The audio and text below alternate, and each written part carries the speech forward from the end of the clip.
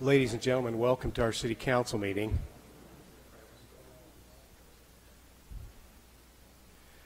Appreciate everyone being here. Am I loud enough?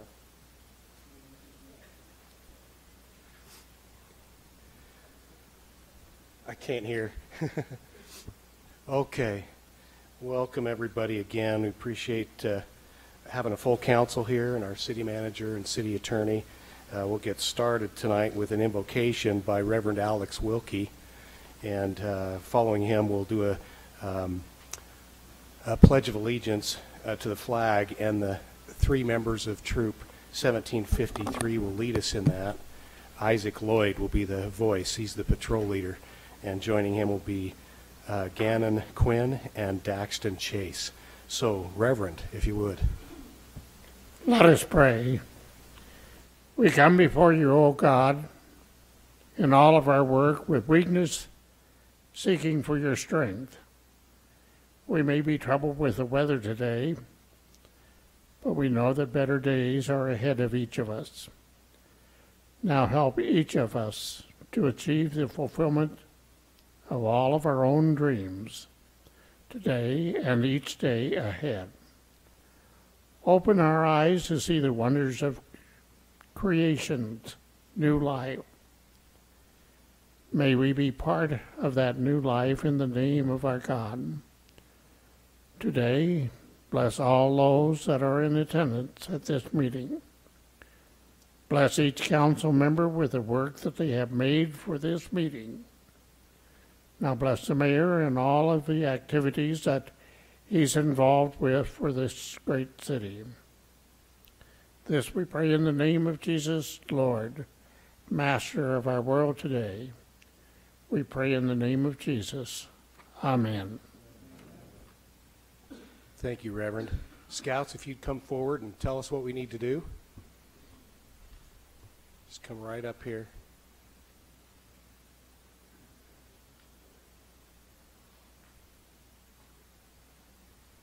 See that microphone there? Just pull that forward, Isaac. There you go. Tell us what we need to do.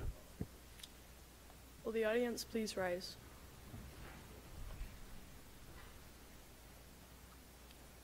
Repeat after me.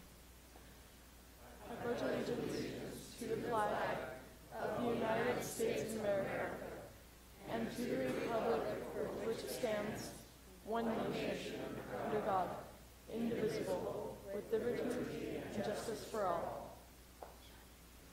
The audience may be seated. Thank you. So, young men, stay there for just a second. We have to torture you. Ask you a couple questions while you're there. So, you're working on citizenship in the community, is that right? Yes, All right. You going to get to be Eagle Scouts? I hope so. You hope so? Good. Well, we hope so, too. So, while you're here, we always like to have you say something. Jimmy, what should we ask him to say this time? Jimmy's an Eagle Scout. How about the slogan? Do you know what the Scout slogan is? You know what the Scout slogan is? Not the motto, but the slogan. I'll tell you how I remember it. Okay? You have to slow down and, because it's slogan, slow down and do a Do a good turn daily. Yep. Do a good turn daily. So, Very good. All right, very good. So since that was only halfway, what's the Scout motto? That's the easy one. Is it be prepared? Yeah. Is that right, Daxton? Okay. Be prepared. Mayor, I have to tell you, these handsome boys were in here early, and so I was just visiting with them. All of a sudden, I just saw if they were in Snow White and the Seven Dwarfs, I just saw which dwarf they'd be. They just came right up. So I told them, I said, let me guess which dwarf you are and see how close I get. They said I got it right on. Sleepy, Happy, and Doc. Awesome. Very good, Betty. Thank you, gentlemen. Thanks. You're okay to be seated. Thanks for being here. You stay as long as you want. Leave when you want. We won't be offended. Don't worry. Glad you're here. Okay. We have with us representatives of the Daughters of the American Revolution. And we'd like to do, if we could, I've asked Michelle if she would read a proclamation. And then we'll have your group come up, if that's okay. Valerie, that'd be great. Any of you that want to come up and anything you want to say. Michelle, would you go ahead and read that? Whereas the United States of America Vietnam War commemoration gives us the opportunity for all Americans to recognize, honor, and thank our Vietnam veterans and their families for their service and sacrifices during the Vietnam War from November 1st, 1955 to May 15th, 1975. And whereas more than 11,000 organizations across America have joined with the Department of Defense as commemorative partners to honor our nation's Vietnam veterans, including all 9 chapters of the Utah State Organization, National Society Daughters of the American Revolution. And whereas this commemoration includes the 9 million Americans, approximately 6.4 million living today, who served in the U.S. Armed Forces during this period, and makes no distinction between those who served in country, in theater, or were stationed elsewhere during those 20 years. All answered the call of duty. And whereas March 29th, having been designated as National Vietnam War Veterans Day in accordance with the Vietnam War Veterans Recognition Act of 2017, the last day that U.S. troops were on the ground in Vietnam, and now recognized as a special day to honor those who have served and to extend gratitude and appreciation to both them and their families. Now, therefore, Mayor Jonathan T. Pike of St. George does hereby proclaim Friday, March 29th, 2019 as Welcome Home Vietnam Veterans Day. Thank you, Michelle, for reading that. Valerie, if you'd want to come forward, anything you want to say, come forward. So thank you, Mayor and City Council, for responding to that proclamation in such short notice. We do appreciate that. And I have with me members of the Daughters of the American Revolution Color Country chapter. With one exception. I was going to get to that. Patricia Mosman, and she's doing a lot of the organization for the big event we're doing at Southern Utah Veterans Home next Friday. And Beverly Harper and Judy Scott and honorary DAR. No, he's from the Vietnam Veterans of America, and so he's representing his chapter today because this is all about the Vietnam veterans. And so on March 29th, I think it's really fitting that we have this special event at Southern Utah Veterans Home where we will commemorate, thank and thank them for their service. And it's going to be an amazing event because we've already got 120 veterans who wish to be recognized at this event. So, and I'm still getting calls as early as just before this meeting started. So we thank you very much for this proclamation, and we will share it with them on March 29th. Thank you, and I'll come bring it down to you now, and whoever wants to be the keeper of this, great. Yeah. Love And to have you share may it. we also get a picture? Oh, absolutely, sure. Okay. Thank you, City Council. Is that event at 3? It starts at 3:30. 3:30. Of course, Okay. everyone's welcome. It's public's invited. Where do you want us, right here? Well, let's see. David is going to coordinate the photo. Oh, very good. Yeah.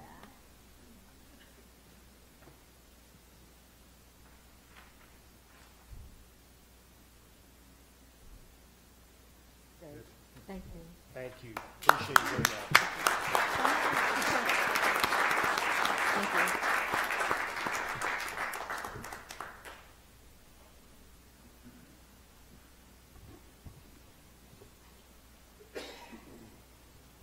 It's such an honor to have you here today, and a great honor to have a veterans home in our community of Washington County. It's in Ivins, but we claim it too. It's a wonderful facility.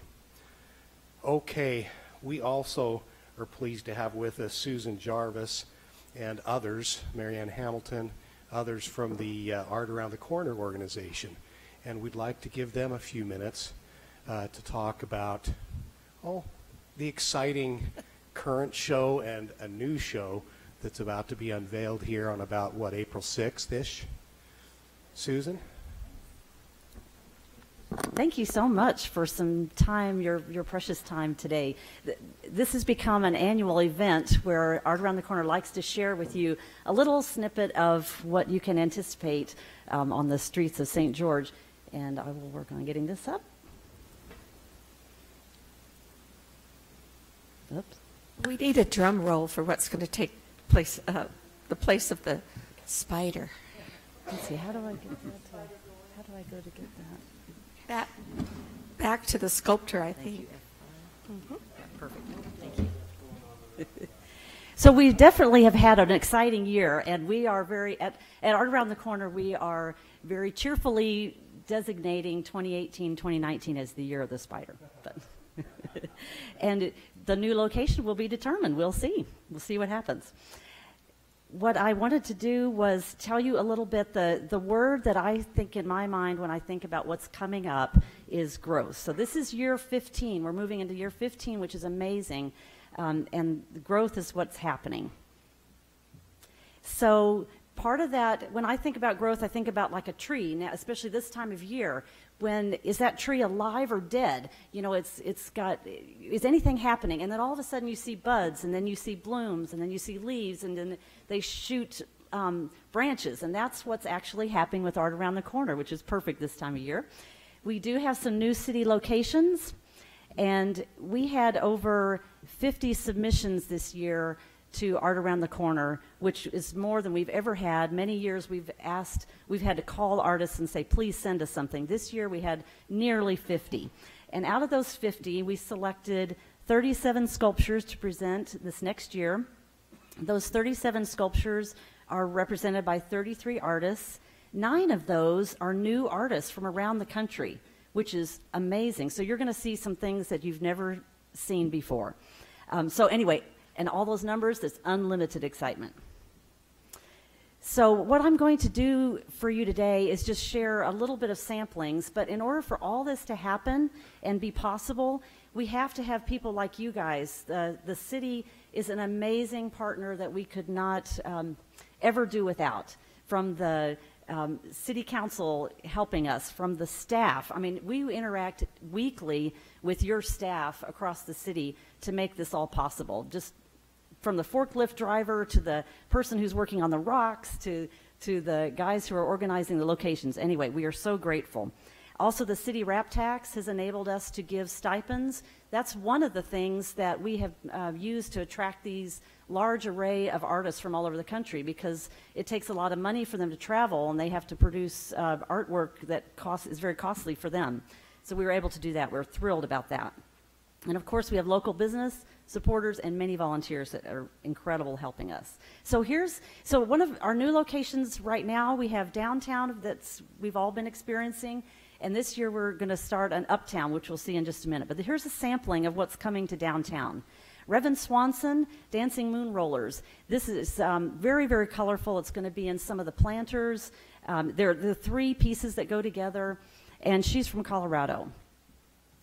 Adam Schultz is bringing Magic Fish. This one is going at the post office roundabout just down the street here. It's going to be basically swimming over the plantings that are there in the roundabout. It's beautiful. It has, what we love is in art, we love this negative space. The circle is a negative space, which is just as important as the physical space. Warren Price is bringing, from Idaho, he's bringing Hands Across Time, and this particular piece captured the hearts of the selection committee, because this gentleman was involved in the Iraq War and was suffering terribly from the post-traumatic stress disorder, and he is using his art now to help him heal, and hopefully will help maybe some of our veterans as well, like this group that's happening. So hopefully they'll come see it, and they'll see this beautiful piece of these comrades together. Very, very sweet and precious. Gary Price, we know and love in town. He's given us George Washington and Abraham Lincoln. This is his Synergy piece. Well, this is us. This is all of us together, locking arms to make something like this happen. So that's going to be downtown. At the Tabernacle Roundabout, Richard Pankrantz's Happy Dance is going in. This is such a fun piece. And I'm sorry, I can't remember where he's from at the moment. Marianne, do you remember? I don't remember either. But anyway, it's so beautiful. It's going to be lovely at that roundabout there. James Moore has been in our show before. He's from Colorado, and the reason I added this one to our slideshow is because I wanted you to know that this piece now is going to go at Cache Valley Bank, which they are a brand new supporter. They've been wanting to have a piece of sculpture in front of their bank for a while, and there's a perfect location on Tabernacle, and so Blue Heron Remix is going there, thanks to Kenny Miller helping us with that. Wonderful partner. Love this one. This is so cute. The color, this is of course going to go by the Children's Museum in Town Square. Egghead, this particular artist is from Minneapolis, Minnesota. Can you imagine? And she actually knows Marianne and Doug. And she does these darling little Humpty Dumpty kind of sculptures. So that's going to be a favorite. It's going to be a favorite in our Town Square children's art walks too. We give those to the 4th graders. So last year we had almost 700 kids come through. They'll love Egghead. They'll just think that'll be a favorite for sure. So we're looking forward to that one. Angela de la Vega is bringing Annika, and Angela is from Dallas, Texas, my hometown. I didn't know her yet, but I'm really looking forward to meeting her. But her studio is in Dallas, so that's really exciting. So Uptown. So what is Uptown? Well, we had so many great submissions. We really wanted some of our sculptures to go further afield so more people can enjoy this public art. Uptown is going to be on 200 North, really right behind this city, this room, along 200 North, where you'll see pedestals along there, and then we also will have, there'll be 3 or 4 out there, and actually 3 in City Hall, smaller versions, smaller pieces on some custom-made pedestals. So you all will get to enjoy it every day, and all the people coming to pay their bills and come talk to people will get to enjoy that as well. So just a sampling, Joshua Toon is a longtime wonderful artist that we've had. He's bringing Threnody, and I just love that word, Threnody. And it's a piece with some great mass. I think everybody will really enjoy those shapes. Scott Rogers, Town Ball 1890. You know, it's almost baseball season. They're opening soon. He's going to be inside in the City Hall building. And Cheryl Collins has commissioned pieces at the hospital, Intermountain Healthcare. She has one at Vista Charter School in Ivins. She's been in our show for a couple years now, and she's bringing Eve's Tree of Life, which will also be on 200 North. And I think that's the last one I have. Oh, shucks. I think So- we bought a piece of hers, didn't we, Yes, last year? Allah, Yeah. you did. Yes, thank you so much. So I hope that whets your appetite a little bit. I mean, those are only just a few of the 37 pieces that are going to be up for public view. And I feel like when St. George does this public art, you are aligning yourselves with places around the country. Like when I go visit Seattle, Dallas, Washington, D.C., Chicago, they have public art. And now we do too. It's just getting bigger and bigger, and it's putting you guys on the map. Trust me. I mean, I'm in my business, line of business, people talk about the art, and they want to know, what can I do here? And they're coming and they're walking around. And so, do you have any questions? So, Susan, just Yes. to clarify for the audience and those that may be watching this at home or in the future, these are all essentially on loan to us Correct. for a year. So 37 pieces on loan to the citizens and visitors of St. George That's right. to look at and then hopefully to buy. That's right. That's why I mean, it's like any other gallery, like along our main street or in Ancestor Square.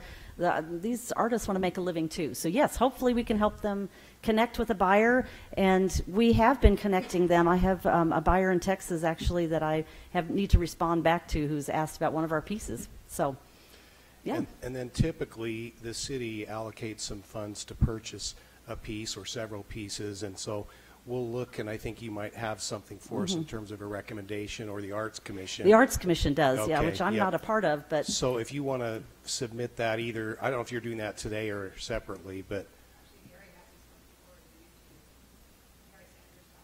Okay. So we'll talk Okay. about that separately Thank then as you. a council. yeah, that's great. That's great. That gives our artists a lot of encouragement, and we love to see pieces stay. And then you have the big event on the 5th of April, correct? Correct. This year, our Evening with the Stars, because we have all kinds of great stars involved in this project, is at the Hilton Garden Inn. It's a plated dinner, and it's a cool time when you can actually mingle with the artists. You can ask them questions. They'll explain briefly about their piece. They'll talk about either what inspired them or what they love about being an artist. It's really fun to ask them a lot of questions. So yes, come join us. Betty, anything you'd like to say? You're Nope. on this board, and It's just a fabulous board of volunteers, and what they do for our city is just amazing. It's just it truly is getting better and better. And under Susan's leadership, it's just taken a huge, gigantic leap. it's awesome. And it's 15 years young now. Exactly, But yeah. We've really come a long way. Yeah. 37 pieces, that's got to be a record, right? It is. It Yeah. is. Yeah. We're excited. Usually it's somewhere between 20 and 25. Exactly. Yeah. Council, any questions, comments you have? Plan on me. I'll be there with Christy on Thank the you. 5th. So. That's wonderful. Hope to see you there. Thank Okay. you. You know, Mayor, I thought we got a little twitch out of Gary Esplin out there when they showed that one on baseball season, you know. So. Well, he might have to fight with the current city manager. Adam might need that close by his office. Right, Adam? Okay. We're putting the spider up on the sugar loaf, right? Well, we haven't decided what we're doing there. But that's possible, yeah. That'd be fun. So, Adam, I have a request, but any changes on the agenda? We do have a few things to discuss. Items 4 and 5 will not be heard tonight. Staff have removed those. And then item 16, we're thinking maybe move that one up to the beginning of the agenda if that's okay. We think we have a lot of people, and we know that we have some who need to get out of here fairly quickly, and so if we could address that one first, that'd be great. What I'd like to do, if we could, similarly, we've got a couple of people with item 15 that may need to leave quickly. So could we just move 15 and 16 right after the consent calendar? I meant item 15. Oh, is that what you not meant? item 16. Okay. So we're good. Perfect. Same item. Same. Okay, perfect. So, consent calendar. Looks like just a couple items, Just Adam. two today. That's correct. So, council, any questions on these items? As you know, there are only a couple this time, but any questions that would cause you to want to pull either of those from the consent calendar for further discussion? Otherwise, I'd entertain a motion to approve if you're so inclined. No, Mayor, just that as we go about doing all that striping, we this would include the horseshoes that we have there for the tournaments that are going to be coming up here.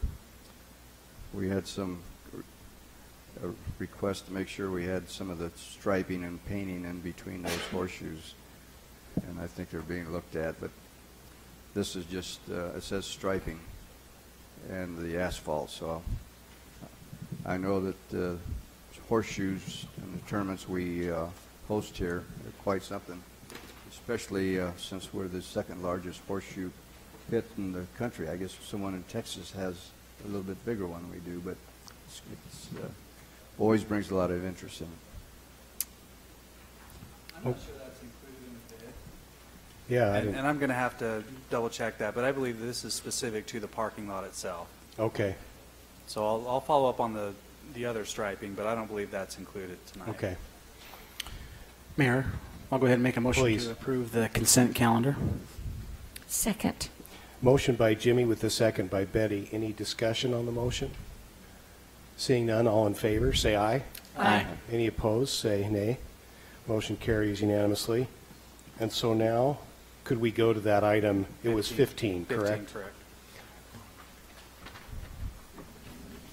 This is kind of a cool thing, everybody. And I just have to say right off the bat, we're privileged to have Steve Benyon here. Steve Benyon is former president of SUU, but even more importantly, he's my former neighbor growing up in Salt Lake. And his dad was my employer because I mowed his lawn for about 8 years. And Steve, that last name is important here. As you look at this Henry Carlos Ferdinand Eyring home, first of all, Henry Eyring was the 8th mayor of St. George. Don't know if everybody knew that. He's out on the wall here, and of course a relative of Henry Eyring, the scientist. Let's see, was this his grandfather? And Henry B. Eyring, who's a leader in the LDS Church currently, would be then a great-grandson. So kind of cool to have a connection to the Eyrings. The B in Henry B. Eyring is Benyon. So I just had to point out there might be a family tie there somewhere in the past, right, Steve? Anyway, thank you for being here, and we'll let Carol present this to us. Yeah. I'm just going to introduce it, and I'll let Dr. Benyon speak. He'll tell a little bit more about the history that I don't know about. So, first of all, this is a nomination for a historic landmark here in St. George, which we are excited about. The location is at 143 South, 200 West. The owners are Bruce and Andy Jensen, and Stephen Benyon is the applicant. And once again, this is the Henry Carlos Ferdinand Eyring home. This is the general location of the home here, south of 100 South, and then just right here on 200 West. These are some pictures that the applicant provided. They're a little fuzzy, turning them into the PowerPoint, so I did go out and take a picture the other day when it was beautiful outside, and so I've got just a couple here, but that we can look at. But I just want to mention that to become a historic landmark here in local landmark in St. George, there's a few items that they have to meet the requirements. There's 4 different requirements that have to be met. The first 3 are mandatory, and they are that they're in the boundaries of St. George, which this is 50 years or older, which this appears to be 50 years. It was actually built in the late 1860s or 1870s. And then also that the home has retained its integrity, historical integrity, which, as you can see by the look of this home, it has retained its integrity. And the last item, there's a whole bunch of different ones you can choose from, but this one is an association with a historic figure or someone that has done something historic or big in our country or our city or local within the city. So that's, the mayor has already mentioned that Henry Carlos Ferdinand I'm saying his name wrong, Eyring, used to be a mayor here, and there's a whole bunch of other things, but I'll let Dr. Benyon speak about the other historical fun points about this house. Thank you, Carol, and thank you, members of the council. If you want to have someone honored, a name in this community, it's pretty hard to beat the combination of an outstanding civic leader, a mayor. He was also with Erastus Snow, an assistant with the Utah military in militia in southern Utah. And he was a religious leader in a stake presidency with the LDS Church for 10 years here.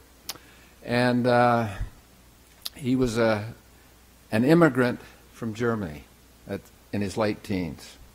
And he somehow found the West through his religious interest out here, and lived in St. George for 25 years. The name Henry Eyring is a legend today in education, in science, and as religious leader. It's a combination of all three. I think the Jensens, who are the current owners, are very excited to see their home be placed as a landmark, and they have maintained it beautifully. And so I think it would be a real credit to the community to have it listed there. And you have a lot on your agenda, so that's a quick summary. If there's any questions, I'd be happy to try and answer them. Council, any questions? I have one. Is it within our historic district? I mean, our downtown? Let's see, First South, was it? It's not quite. It's just outside of it. Well, and I think the Benjamin Blake home, there's two homes right there. Right. We need to look at just maybe going over a street and picking up some of these and making sure they're in our historic district. Just because they're great for walking tours and other things. They're wonderful homes, and this would be one. I'd love to see that happen, but we can do that later. Yeah. Any other comments or questions? It's a beautiful home, and they It have, is. I love when these old historic homes are maintained. I mean, we have an example of one that hasn't been on Main Street that breaks your heart. So when they're maintained and they're historic, it's awesome. And I think we're seeing more of that happen, aren't we now? Restoring of these old homes, and this one doesn't need to be. It's been so well preserved, as you said, President Benyon. So, yes. Well, thank you very much for being here. You're here representing, I believe, the Sons of the Utah Sons Pioneers. of the Utah Pioneers. This is one of their projects, and we're happy to see the spirit of that go on in the city because we think it enhances the whole area. Well, thank you very much. Mayor, I'd be most honored and pleased to move that we approve the Henry Carlos Ferdinand Eyring home as a landmark home in our city. Okay, we have a motion by Betty, the second by Joe. Any discussion? All in favor of the motion, say aye. Aye. Any opposed? That motion, of course, is unanimous. Thank you, President. Thank you very much. Yep. Good to have you here. Steve, before you go, Dr. Benyon, before you go too far, if you ever get a chance to stop by, I'd like to hear some of these stories about John when he was mowing your lawn, and maybe kind of catch us up on some I of the could give things you a we could- few, and they're good. Yeah, they're good ones. All right. He's a good. I'll pay you later, Steve. Yeah. He's a lot younger than me, so thank you. Thank you, President. Okay. That's wonderful. Love to make those designations. So, Adam, should we go right on to, let's see, number 2? Okay.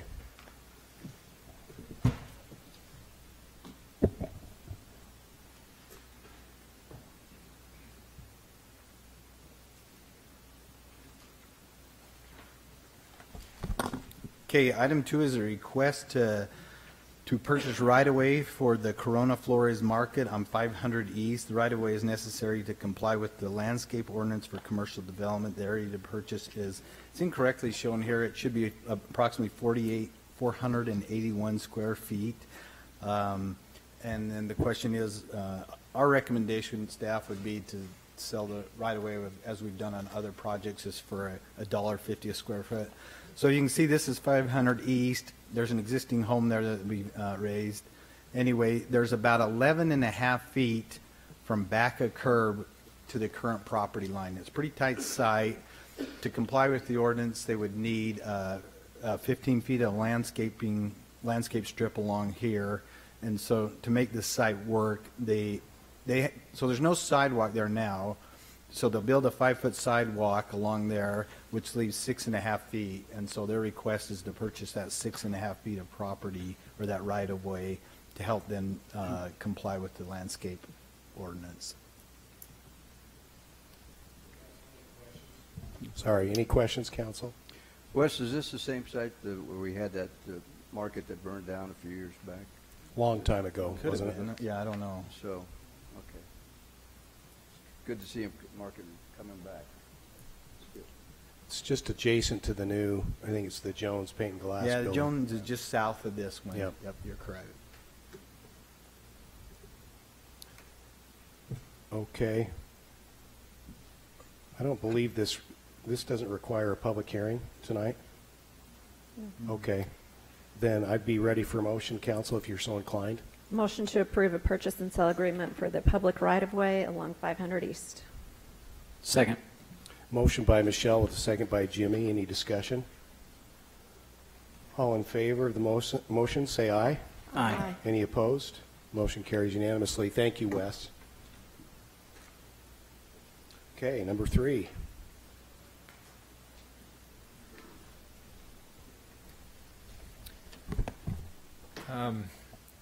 Council, this item number 3 is for to waive some rental, I guess some rental and leasing at the airport during the shutdown. Because of the shutdown of the airport and the runway reconstruction, to be able to kind of alleviate some of the pressures with that, some of the leasees are coming to the city and asking, hey, can we get some relief on this? And so we are proposing to allow the annual rent for those at the airport to be relieved of that for 1 year. We do have the FBO out there that's the larger of the rentals, that because of some things that he is doing with his staff, he's actually going to pay his staff and keep them, I guess, viable with their paychecks during that shutdown. And it's actually more, he's estimated around $150,000 that he's spending. And so we are requesting that we relieve him of his rent for 2 years. His rent is approximately it's in the 40s. It's like $48,000 or something like that. But anyway, that's what this item is on the agenda, is to request approval to relieve them of that rent annually for 1 year, and then FBO for 2 years. I believe we've talked about this, council, before in a work meeting. It seems like the least we can do, given that we've got to close the airport down for approximately 4 months. And so in terms of the totals, do we have anything on that, Cameron, or an approximate of what the value of this would be? Yeah, the total for 1 year for all the leasing and rentals of the property is about $85,000 approximately. That's the credit that we would be giving, and then it would be an additional year for the $48,000, approximate $48,000 for the FBO. above view. Yeah. Do you have any questions or concerns on this? No, just he should be commended in trying to keep his employees going and keep them up above water so that they can continue and come back to work and keep that a viable operation. That FBO is really quite meaningful. As those that are leasing out there, they need and can warrant some relief for them, so I think that's good. Any other thoughts? Otherwise, it'd be ready for a motion to approve the resolution allowing for the temporary relief or credits for the various categories of airport users and leaseholders during the 2019 St. George, Utah airport closure, as has been discussed by Cameron. Mayor, I would just add one clarification. The impacts to the various stakeholders out there were not the same. For the private hangar lessees, that waiver is for 4 months just during the closure. But for the FBOs and others, they had a much more significant impact, and so their credits were greater. Thank you. And there's an attachment that I believe shows all that, council. So, yeah, Mayor, I'd make a motion to approve, as you so eloquently articulated each and every step, and as those points that were brought out by our city manager, Adam. Second. Motion by Ed with a second by Betty. Any discussion? All in favor of the motion, starting with Ed, say aye. Aye. Aye. Aye. Aye. Motion carries unanimously. Thank you. And thank you, Cameron.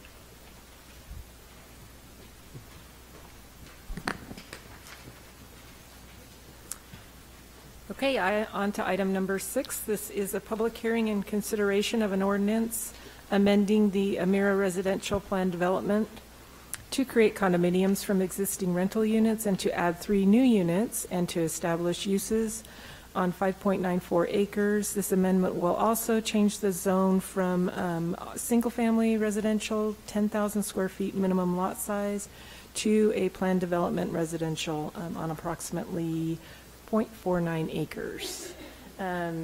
General location, it's 1999 West Canyon View Drive here at the Amira Spa.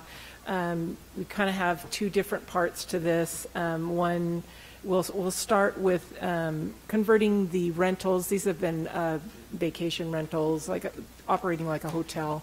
They'd like to convert these to condos, so we'll start with these, and then we'll get into the rezone part. First of all, there are 47 total units. 35 of them are studios, and there are 6 one-bedroom units and 6 two-bedroom units on this property, which they'd like to convert them into condos, which, just for your information, they have been to the building department, and they will be able to do that at this location. The applicant would also like to add in 3 new units, not at this time, but at a future time, which would bring the total to 50 units. Here on the screen, they're going to add in 45 new parking spaces and some pickleball courts for this development.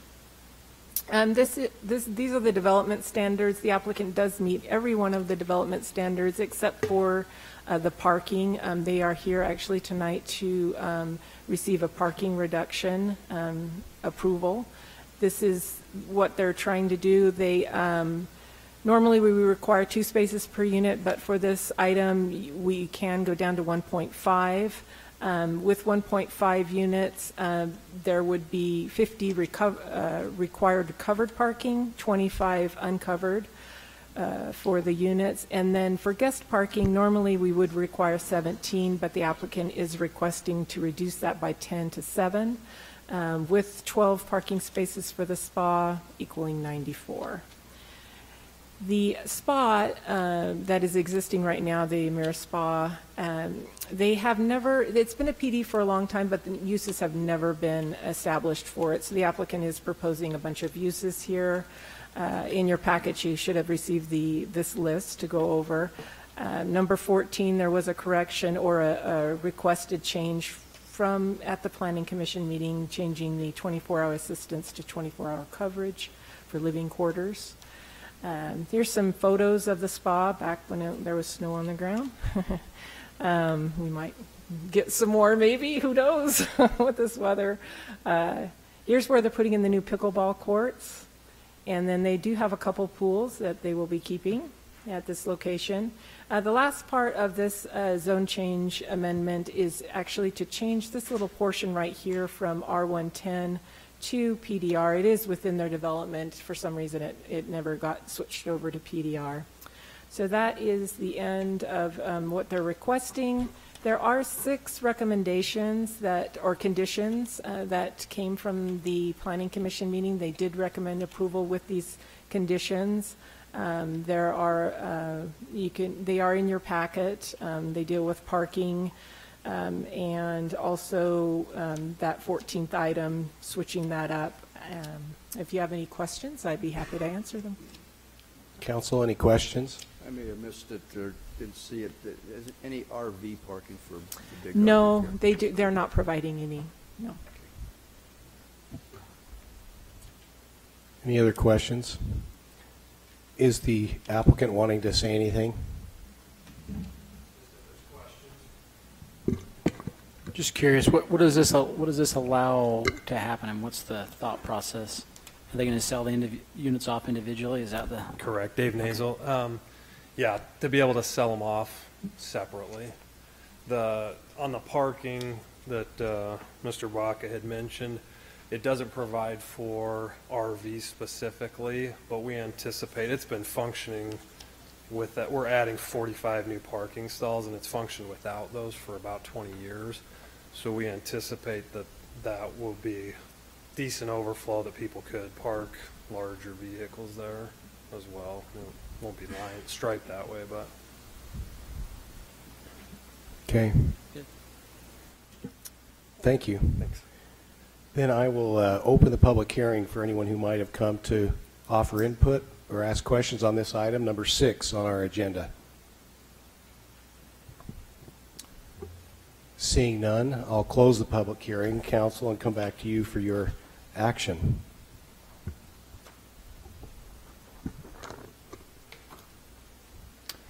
Motion to amend the ordinance for the Amara Residential Plan Development to create condominiums from existing rental units, to add 3 new units, and to establish uses on 5.94 acres. And is that all we need? Change the R110 to a PDR. Second. We have a motion by Michelle and a second by Betty, and I assume this would include the other conditions of the Planning Commission. Conditions of the Planning Commission. Betty, sound good? Any discussion on the motion? Seeing none, all in favor, starting with Betty this time, say aye. Aye. Aye. Aye. Aye. Aye. Motion carries unanimously.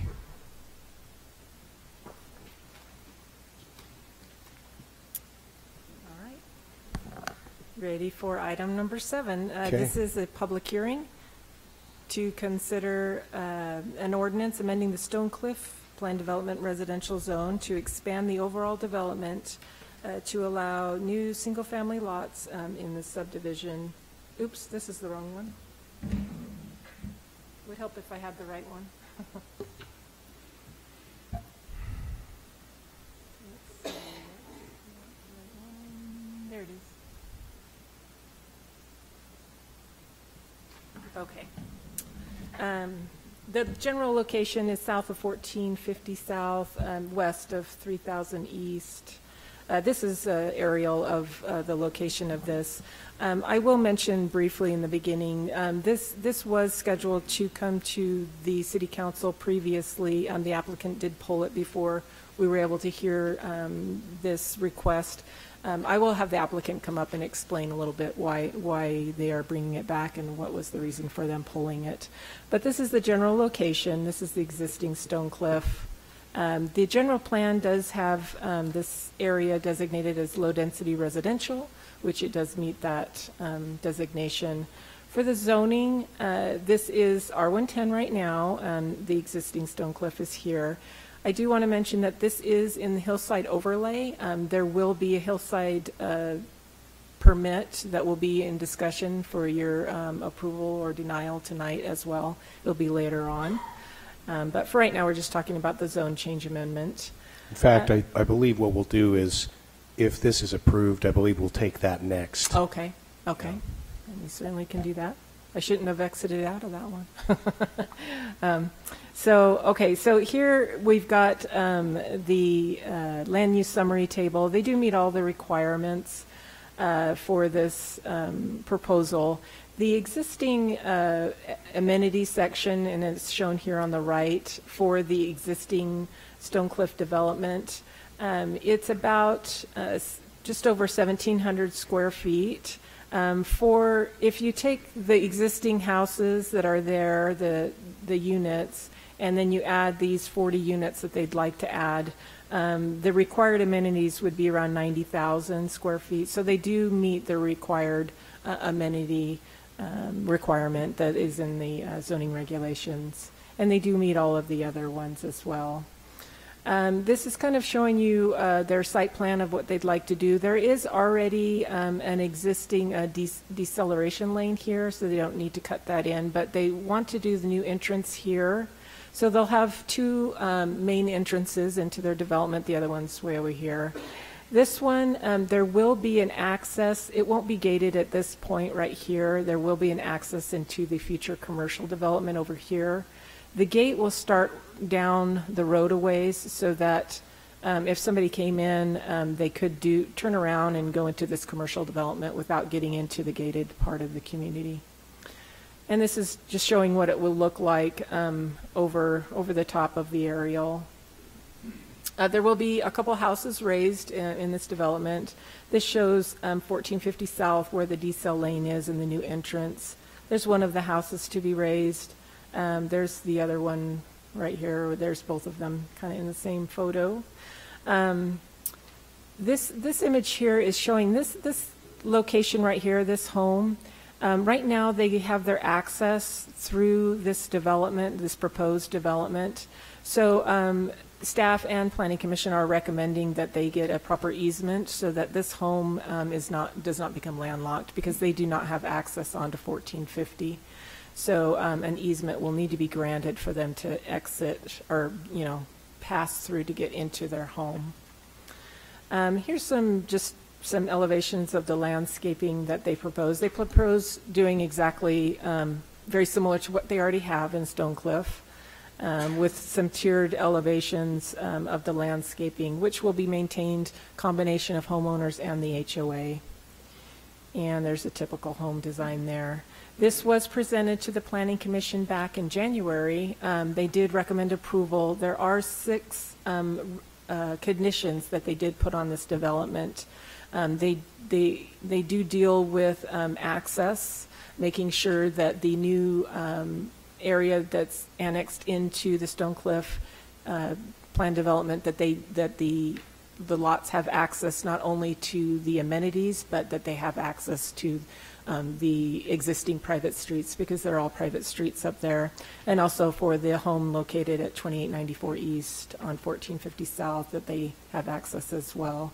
That pretty much covers the conditions. I will, like I said, I will have the applicant come up and explain the reason for the delay. But if you have any questions for me right now, I can answer them. Council, any requests or questions for Carol? Okay. Okay, yeah. Mr. Maxwell.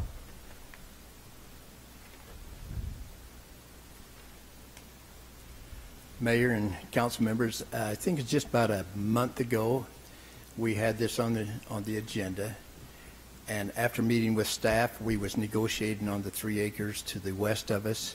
We thought it might be better to bring them in together. Negotiations is still going on that, but we decided tonight to come back and do this piece, and then we'll come back and do the other. So we apologize for the delay, but we're back here. No changes has been made in the application that we had a month ago. Very good. Any questions for Gail? I asked Gail, I know that you've met with the HOA, and there seem to be, their concerns have been addressed and satisfied? They are being addressed and satisfied. I think today they was working on the wording of the contract, but the agreement has been reached. Thank you. Thank you. Okay, very good. Any other questions, council? Otherwise, I will mention, we did open the public hearing previously, didn't we? Just for those few that wanted to comment, and so we will do again the same thing today. I'll open the public hearing at this time for any who've come to ask questions or provide input on this item on our agenda. And if you'll just, when you come forward, state your name for the record.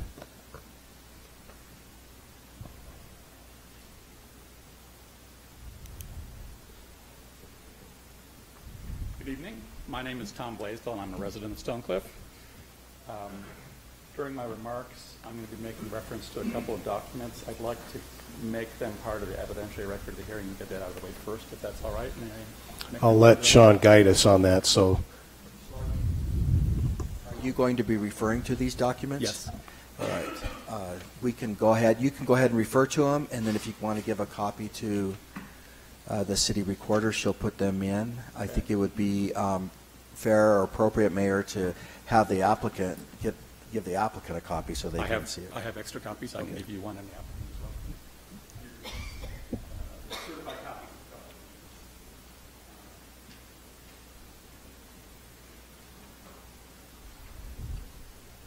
so that it's clear what they are. One is previously recorded in the Harris County. Mr. Glasdale, could we get you to speak in the microphone? Sure. Thank you. Sorry.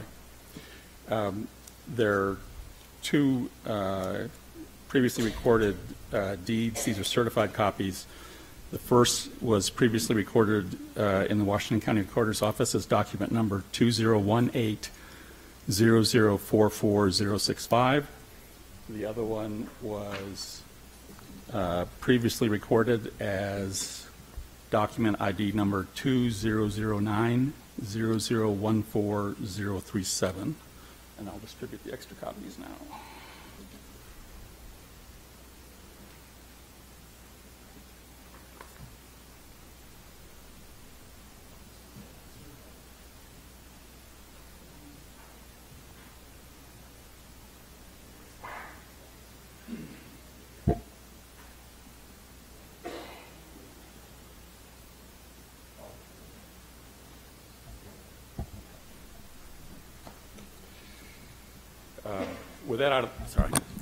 With that out of the way, there's a couple things I think everybody agrees on here. The 26.28 acre parcel that's the subject of this hearing is subject to the hillside overlay zone.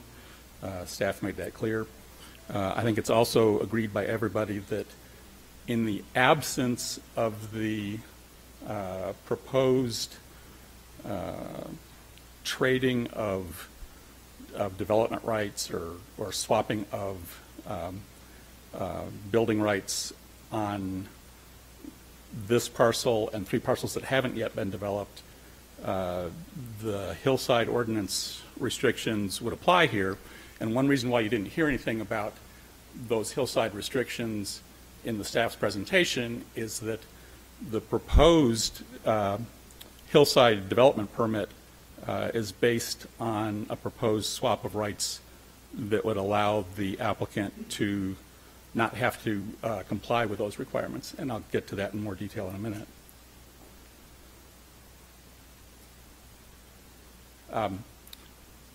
I submitted a letter dated February 6th to the council because the applicant hasn't changed its application. I think that letter should be considered by the council in connection with today's hearing, but I'm not going to spend any time going through that. It's a fairly lengthy legal analysis. My expectation is that you will rely appropriately on the city attorney for an analysis of how the law applies here. So I don't want to spend a lot of time on that. Actually, I want to take a little different approach. Let's assume for the moment that I wasted the money that I spent on my legal education and that the long analysis that is in my February 6th letter to the City Council about the reasons why I personally think that the type of swap that's being proposed shouldn't be allowed, let's say that's all wrong. Let's say that the city attorney has in the process of doing his job to the best of his ability, has reached a different conclusion, and he thinks that that sort of swap is legally allowable. Even if that's true, there's still a couple of easy to understand reasons why the swap shouldn't be allowed. And they're, as I said, they're pretty simple to understand. The first is and I need to talk about nomenclature here because we're talking about several different parcels. I'll refer to the parcel that's the subject of the request for a zoning change as either parcel 1 because that's how the staff referred to it, or the subject parcel, or the 26-acre parcel. The other 3 parcels I'll refer to as the offset parcels. That's the best way I can think of to identify them as a group. One of those 3 offset parcels has been previously designated as permanent open space by the applicant. If you look at Exhibit F to my February 6th letter, that's a certified copy of the final Phase 8 plat map, and on that final plat map that's signed by the applicant, there's a designation of permanent open space on the exact same parcel that's one of the 3 offset parcels.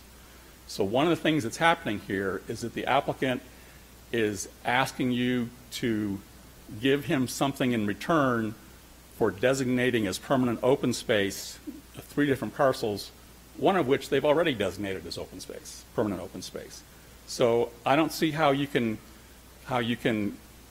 give the applicant something for designating as permanent open space, something that they've already designated as open space. The city's not getting anything in return for that. But there's more. The same parcel that they designated as permanent open space in Exhibit F to my February 6th letter is no longer owned by them. One of the deeds that I distributed at the start of my remarks is a deed that transfers ownership of that parcel, which they at one time did own, to a third party. So they're not only asking you to give them something in return for designating as permanent open space something they'd already designated, they don't even own that parcel anymore. And I don't see how they can ask you to give them something in return for making some sort of illusory promise that they're going to designate as open space something that they no longer own.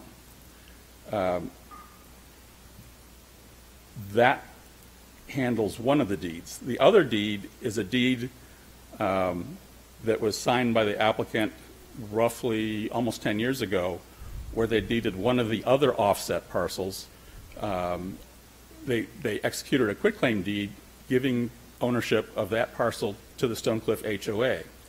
So there's a second parcel where they've offered to give up the right to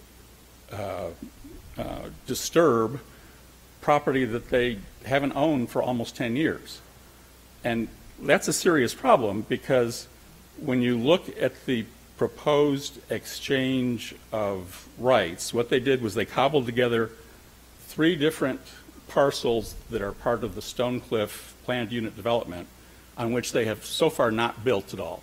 And what they said was, look, we have these 3 parcels that we haven't built on yet, and because we haven't built on them, and we say that we have the right to build them in the future if we want, we'll give those rights up if you give us the right to disturb land that we otherwise couldn't disturb on the 26-acre parcel.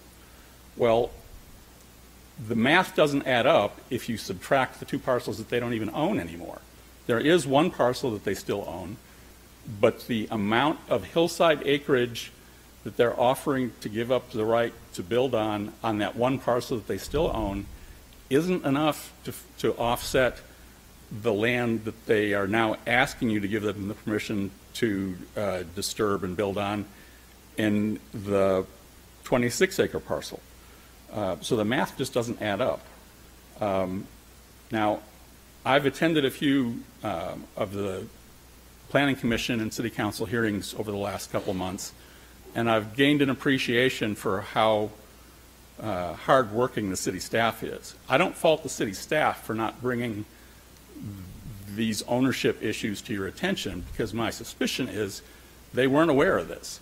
I only found out about this because I went and checked the city property records. If I was in your position, I'd want to know if all of the, first of all, I'd want to know if the city staff knew about these ownership issues. I don't think they did. The second thing I'd want to know is if all of their recommendations to the Planning Commission and to you are based on the assumption that the applicant owns all 3 of these parcels, when in fact they only own 2. I mean, only own 1. 2 of them have been transferred. I'd also want to know if it's true that the city staff didn't know about these ownership issues until now, whether their recommendation would be different if they had known that the applicant only owns 1 of the 3 parcels that they're suggesting could be used as an offset. I don't know what their answer will be, but if I was in your shoes, and I think that would only happen if somebody put a gun to my head and threatened to kill my wife and dog. I wouldn't want to have to deal with the issues you folks deal with on a regular basis if there was any way I could avoid it. But I think that if I was in your shoes, I'd want to know if their recommendations would change based on these facts that I don't think they knew about. And if that's the case, I also wonder how far back the problem goes, because if the city's staff's recommendation all the way along was based on faulty assumptions, then the Planning Commission has made recommendations in turn based on a city staff report that was based on faulty assumptions. And it seems to me like in this situation, if it turns out that the city staff, as I suspect, made their recommendations based on a lack of accurate information, I think the matter should go back as far as it needs to so that you can have confidence that the recommendations you've received are based on accurate facts about who owns these parcels.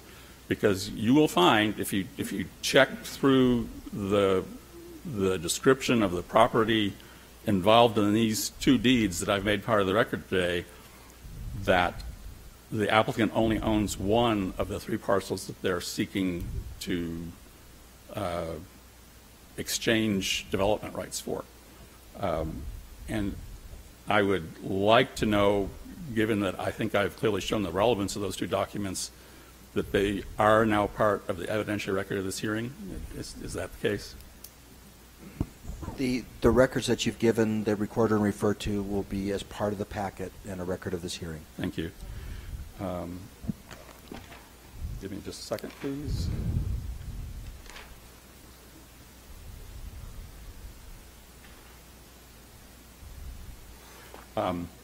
Although there's no public hearing today on the co-pending application for the Hillside Development Permit, clearly these documents are relevant to your consideration of those issues because the application for that permit is premised upon their ability to give up rights with respect to three different parcels when these records clearly show that they only own one of them. So I would request that you take those facts into consideration when you consider that permit, even though there will be no public hearing on it. With that said, if you have any questions for me, I'd be happy to answer them. Thank you. And we'll ask the applicant to comment on the ownership issues. Council, any questions? Yeah, Tom, you're a member of the HOA. You have to be out there. So have you participated in any of the discussions that have taken place and understand what offsets may have been tentatively approved or that to the best of my knowledge, with respect to the property that was conveyed to the HOA, no one has gotten the HOA's permission to give up development rights. I'm not sure if that's what you're asking. I attend almost all of the board meetings. I'm not a member of the board, but I attend almost all of the board meetings. I think, I'm not sure exactly what Mr. Maxwell is referring to because I have not been part of whatever discussions he's talking about. Yeah, I just wanted to confirm you've been participating, you've attended these meetings as part of the HOA, and so you know what's transpiring and the discussions that are taking place. I have never attended a meeting that Mr. Maxwell participated in, so if he's having meetings with board members, that's been done without any notice to HOA members like me that that's going on. So you're aware of what position and the HOA is taking, or is that still in motion as far as you're concerned? As far as I know, the HOA has not formally taken a position on this, and I have made a statutory request to be notified of any HOA board meetings that are not part of the regularly scheduled first Wednesday of the month meetings, and I received no notice that the board is meeting with Mr. Maxwell or anyone else with respect to any of this. They may have done so, but if they did, they didn't give me notice. Thank you. Okay, thank you. Are there other comments from the public? And then we'll have thank you, please come forward. We'll have either staff or the applicants ask or answer some of the questions raised. Mayor and Council, Liddell Lobb. I'm a resident of Stonecliff. I'm also on the HOA board. Was just reelected to a 3-year term. Lucky you. Boy, isn't it fun. I don't envy your job. The pay's good, Liddell, right? Absolutely. Yeah. I don't know. I don't want to comment on a lot of the stuff that was just talked about. What I want to comment tonight about is that the proposed project has value to the HOA and its members. And it has value in 3 ways. One is future amenities that will happen if this annexation takes place. Those will either happen by the developer putting in the amenities that he has said he will put in, or he will trade those amenities for some value that we would get sooner than later. And for 40 additional lots, the value of that is far in excess of a pro rata basis of what's existing now. Secondly, we would get additional revenues from HOA dues, and those would bring additional value to the HOA again in a manner that's more than valuable for the 40 lots that would be added. And thirdly is the second access, which is maybe one of the most important features of this proposal, is a secondary access to the public roads, that being 1450 South. If we don't get this project added to the HOA, we will still be left with one access to the public roads. I just would like to propose that the council consider that based on the value that it brings to the existing HOA members. Could I ask for some clarification? This evening, are your comments representative of the board's official position, or are these personal comments? No, these are personal. I don't have authority to represent the board tonight. This is myself. Okay. Thank you, Liddell. Any other questions? We're good. Other comments?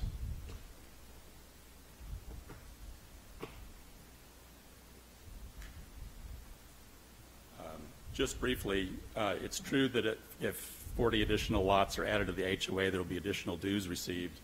The Stonecliff HOA is not in any sort of financial distress. I have a copy of their most recent financial report that was distributed at the last annual meeting, and our reserve account is funded at projected for 2019, will be funded at 97.74%. So there is not any dire need for the HOA to have these additional roughly 40 lots added in. With respect to the access, there is currently one main gate for Stonecliff that the residents use to enter and exit. There's also a construction gate that I use almost every day to exit because I happen to live relatively close to where the construction gate is. It's the kind of gate that will open automatically if you're about to leave the property, so anyone in the HOA actually has two ways to exit. They currently have one way to enter, and if the result of the City Council not approving the applicant's request today is that they have to go back and have their applications reconsidered based on accurate facts, I don't think a delay of a few months that would be caused by the applicant's own failure to show what the true facts are about ownership, I don't think a delay of a few months to get it right is a serious problem with respect to access for a development that's been there for over 20 years. Thank you. Any other input from the public?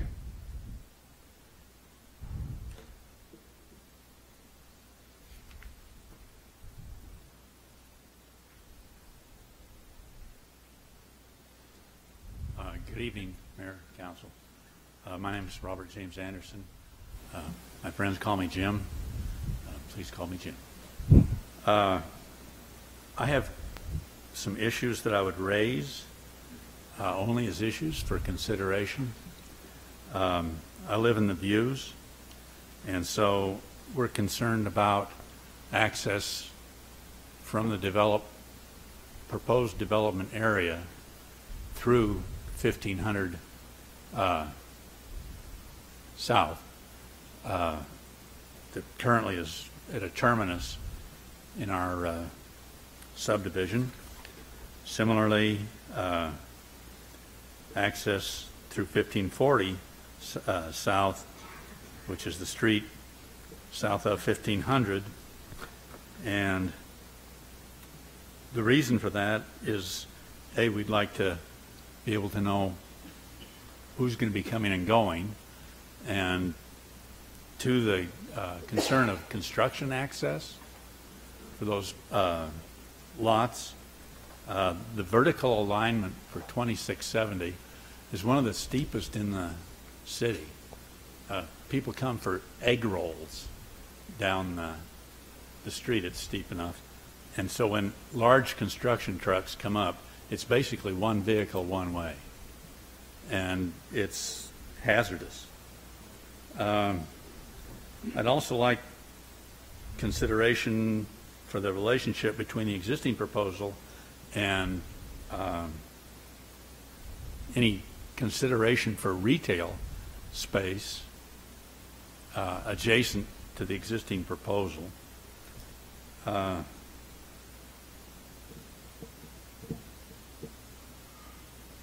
Pending your questions, that concludes my portion of the question. Okay. Thank you. Maybe we can, again, if the applicant wants to comment on any of those things. I don't believe the commercial part is part of this request today, though, so we won't expect them to address that tonight. It's just not part of tonight's hearing. Any other input from the public? Okay, then I'll close the public hearing and ask that whether staff or applicant, we want to have the applicant's representative come and respond to a couple of the issues raised. Mr. Lowry Snow, I believe. That's correct, Mayor and Council. It's good to be with you. I've been out of the loop a little bit, so I'm coming back in and re-engaging. But I am here on behalf of the applicant and would like to respond to a couple of things that have been said. With respect to the deeds that have been presented, this is the first time I've seen them tonight, but I'm trying to get briefed here before I get up here. I want to point out some things that haven't been mentioned thus far. There's no question from Mr. Blaisdell's comment that there's no problem with one of the parcels that is being used as credit. There was another parcel that he mentioned that isn't in the name of the applicant, and he, I think, produced a deed. That deed runs from Traveler Stonecliff to KH Traveler Investments, LLC, which is a K Traveler entity. And I can tell you on behalf of him, as attorney for representing him for many years, there's no problem in transferring ownership of that to the name of the applicant. So if that ends up being a requirement of staff, that can be accomplished as well.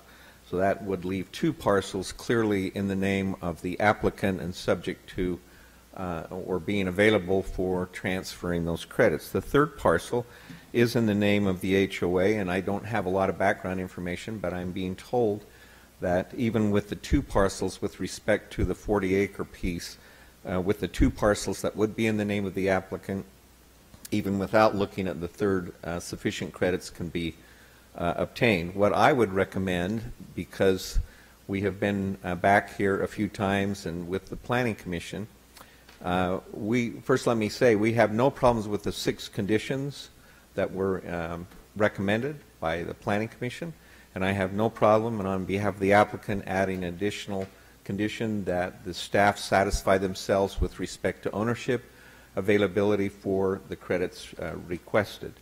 But I would ask that the council move forward.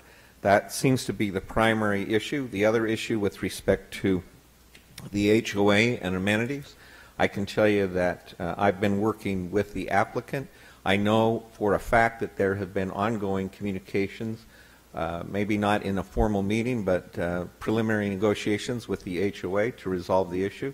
Mr. Traveler has been acting in good faith as evidenced by the statements made by Liddell, and will continue those. In any event, that is an issue between the developer and the HOA. And I would also remind the council that one of the conditions recommended by your Planning Commission indicates that as a condition already. So it's already specified in that recommendation as a condition moving forward. We would ask that if there is, I think it's implied that the credits have to be approved by the staff in any event, but if it makes the council more comfortable to add that as a condition, we would ask that it go forward. The issues that have been raised with respect to the adjacent development, I think it's called the View or the Views. It's my understanding that the roads within that development are already dedicated to the public, so they would be available in any event.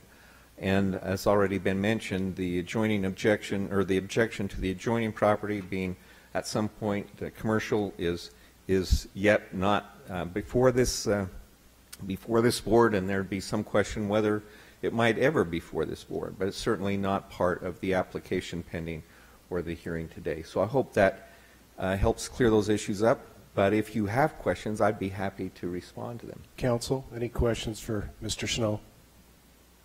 Thank you. Thank you. Thank you. Any clarifications, staff, that you would make? Otherwise, I think they've been made by Mr. Snow based on what has been brought up. Sean, anything you would add? Just to confirm with the staff that if that third parcel was not included, the HOA parcel, that it would meet all of the requirements for open space. We'd have to look at those numbers to ensure. So any kind of approval or condition should be subject to us double checking those numbers. Okay. John, before you go, can you summarize I realize I'm kind of catching you off guard here a little bit. To the best of your knowledge, what you recall from the ordinance, what exactly is the requirement that's kind of in question here, maybe at the heart of the issue? Our hillside ordinance requires certain percentages in slopes, and so if you're between 20 to 29, you can disturb 30%, and so each one of those categories has a certain number of percentages that you can disturb. And so what the applicant is requesting is to utilize property that is not adjacent to their property to help mitigate for those hillsides. And as far as the requirements on the hillside and it being open space, those areas that are open space was never required by the city to be open space. And so therefore, at any time, the applicant could amend and disturb or develop those properties. And so the areas they're requesting to set aside are areas that, even though on a plat they may show as open space, they're not subject to any open space requirement by the city. Make sure I understand that. So just because it says it's open space, it does not mean that previously we required or the city required that to be left as open space. It was just done by the developer previously as, hey, this is open space. That is Thank you very correct. much. That is correct. Okay. Very good. Any other questions for John while he's here? Okay, thank you. John, you're okay with that then, the not being adjacent being mitigating as far as staff concerned? That's... We are. It gives us the opportunity to preserve some of those hillsides in a way that we feel comfortable with. It just saying open space on a plat, that doesn't really give us any level of authority to stop that from being developed in the future. At least doing it this way, we ensure that it'll remain in open space.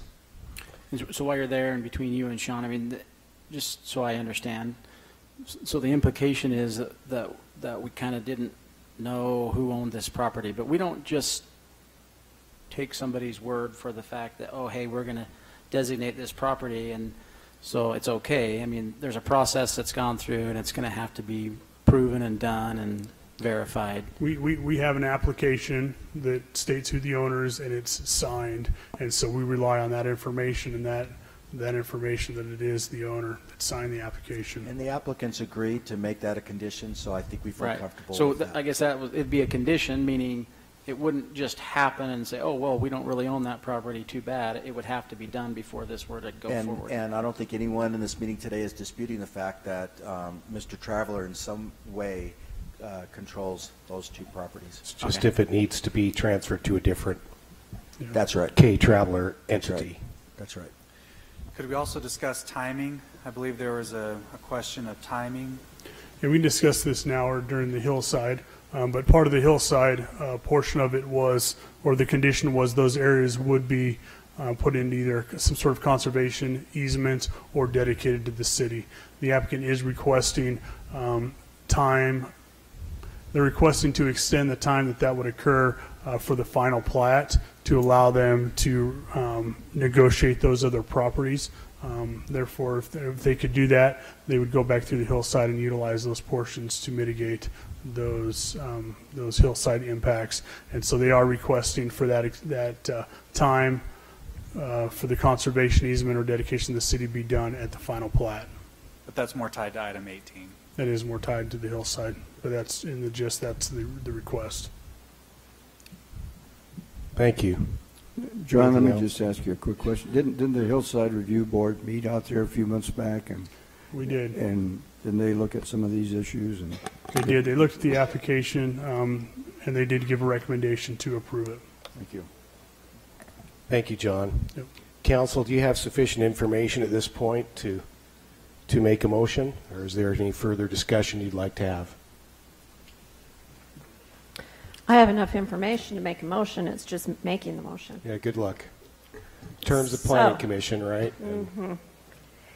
I will make a motion that we amend the ordinance to the Stone Cliff Plan Development Residential Zone to expand the overall development to allow new single-family lots in the subdivision with conditions, with the recommendations of the Planning Commission, subject to the staff approving the third parcel The ownership of the two parcels. and the ownership of the two parcels. We could say subject to the recommendations of Mr. Snow. Well, I think Also- what we'd say is what Mr. Snow referred to was to the satisfaction of the staff. And we'll just make sure that those properties are, if they need to be transferred to another entity, one entity or the other, we'll take care of that. We'll figure that out legally to make sure that that property is included in this and used as was presented. Perfect. Second. Okay, we have a motion by Michelle and a second by Betty. Anything else that the motion, I don't think there was anything else that needed to include. Any discussion on the motion? Just one more comment from Sean. You're satisfied legally with everything? That's right. Okay. When we looked at these deeds and I could see that that Mr. Traveler was the person that controlled those two, I figured that would be the proposal of the applicant. Perfect. Any other questions on the motion? Thank you, Jimmy. This is an ordinance requiring a roll call vote. All in favor of the motion, starting with Betty, say aye. Aye. Aye. Aye. Aye. Aye. Motion carries unanimously. Thank you. Now, let's go directly to the related item. I believe it 18. was, let's see, 18. 18.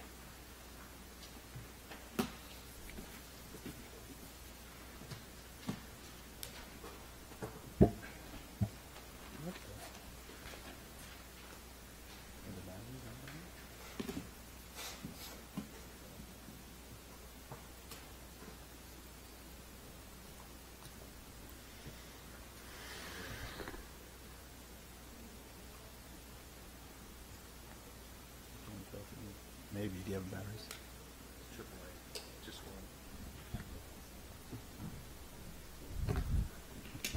Whenever you're ready. Okay. Just looks like the mouse is out, so we'll try to. Oh, gotcha. We'll try to go forward without it. I think I messed this up a little bit too. Okay, the item, which item is this? 18. 18. Yeah. Is a request to consider approval of a hillside development permit to allow for additional development within the Stone Cliff development. So there's four, let me see if I can get over to that. So here's your project site. Again, there's the zoning right here. So there's four parcels. This parcel number 1 is the one that they're proposing to develop completely and utilize the original request was to utilize the areas within 2, 3, and 4 based on, as John was saying, the slope percentages to then be able to develop completely number 1 and be able to completely develop that site, the 20 to 30 and the 30 to 40%, to use 2, 3, and 4. So that was the request. We'll have to go back, as John was saying, check the numbers and make sure that they still can provide enough to be able to then develop parcel 1. And as John indicated, the parcel west of number 1 is one they were looking at trying to acquire and to also use those areas to also help mitigate in the development of that lot or that parcel as well. And so as he indicated, when we met with the applicant, the condition was, hey, before you disturb anything, you'll have to verify that you have all of that so that you can disturb both parcel number 1 and the parcel to the west. Right now, it appears that they do. when we added up 2, 3, and 4, they did have enough for 1 and to disturb the parcel to the west of parcel 1, but they currently do not own that, and they're in the process of trying to negotiate it. So as John indicated, wow, that was strange. Mouse is coming. Oh, it must be. Maybe. Yeah, you got it. So yeah, as John indicated, we had put our proposal was to condition this subject to them getting that prior to, and I think you'd have to do it either before sometimes at Stonecliff in the past they have platted before their improvements were installed, and so they've actually bonded for those improvements up front so that they could plat and sell lots.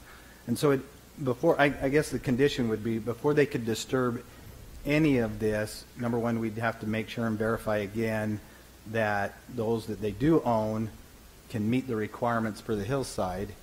And then if they want to go further, then they'd have to show that they have ownership. And I believe it's this one right here that I believe the HOA is currently the owner of is Open Space.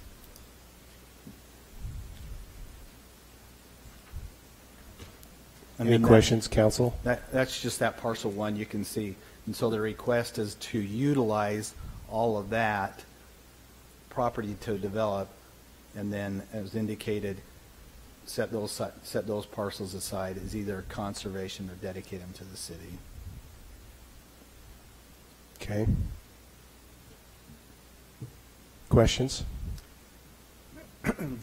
Wes, I know that the public is very concerned about the traffic issues out there. We are in this particular area at 1450 and 3000, the signal light being installed in there. Most of the traffic issues have been addressed that might be impacted by this. Yeah, 40 additional units. I mean, with the amount of traffic that's on 3000 and 1450 would not really add significantly to the amount of traffic that's out there currently. But as it was indicated, it would provide a second access to the development up through there. Thank you. Thank you. Any other questions for staff? Otherwise, ready for a motion? I'd be happy to make it.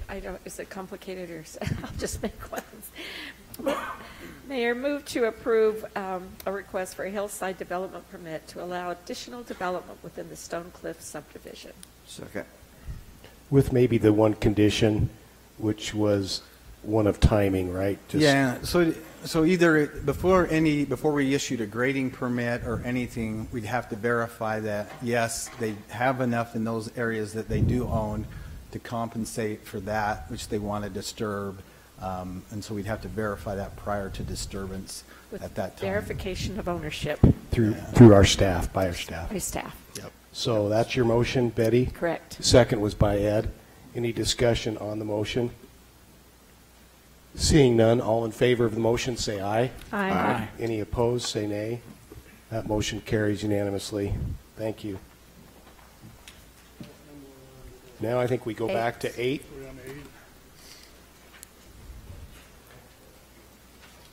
Thank you to the applicant and their representatives and our staff for working through this. I know it's been a complex issue.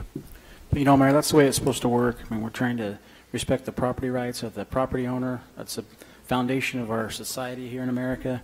And at the same time, trying to make sure that we're developing in a way that protects the views and the hillsides and the things that make it pleasant for us to live here. I like to see it when when everybody's working together. The staff's doing their part to make sure we're following the ordinances. I just like the way that works, and I know it doesn't please everybody all the time. We're a growing city.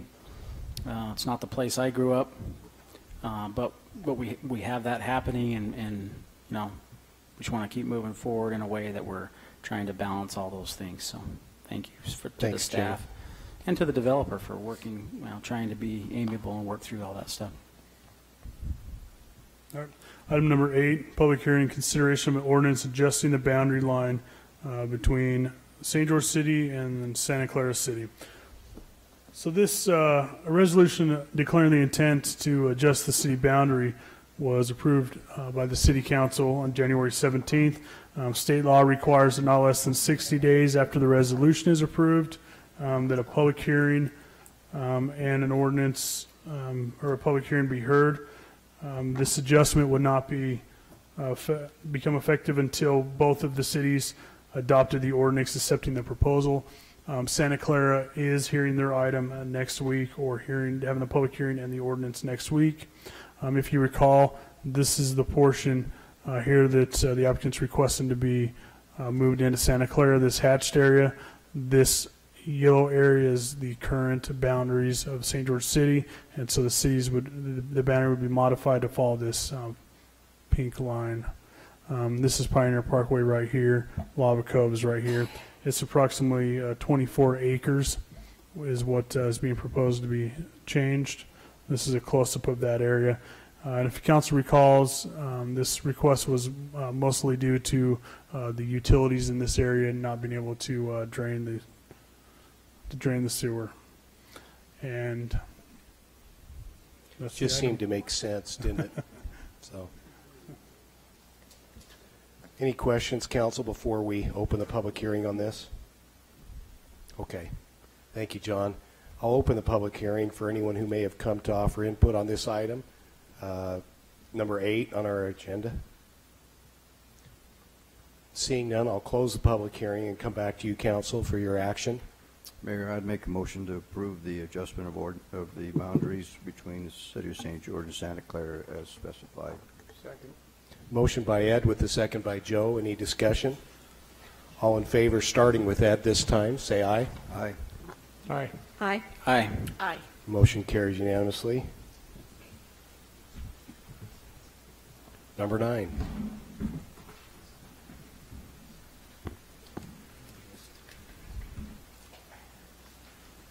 Who's the name of this applicant, Mayor, over here? For number 9? Number 9, yeah. It seems like I recognize that young man's name Could be trouble. there. I don't think so. Adam's right on it.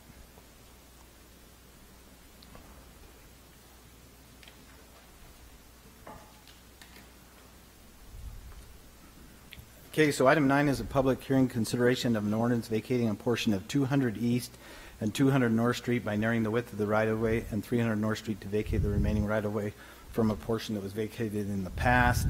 So as you can see right here, there used to be a platted street that went right here. The request is that's remaining as a platted street. And so I'll show you right here on the other diagram. So the request is to vacate this and the excess right-of-way that's along here and along here. Based on we saw a preliminary drawing of some of the improvements that were being proposed for the City Hall, and based on those preliminary drawings, it appeared that the improvements would not meet city ordinance regarding landscaping, and so that's why the request has come forward now, is to push the right-of-way line to the back of sidewalk and the back of sidewalk here, so that, you know, in the future, if there are improvements that come or further development to the city, that there would be ample room to provide landscape strips as required by city ordinance along the frontage of both those roads. Questions, council? Really, it's some cleanup. We should probably be doing it anyway, so. Okay, if there are no questions, then I'll open the public hearing for anyone who may have come to offer input on this item, number 9 on our agenda.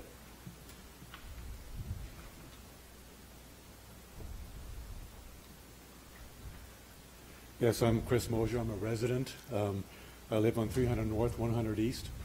So one of these will affect right in back of our yard, so I have some concerns.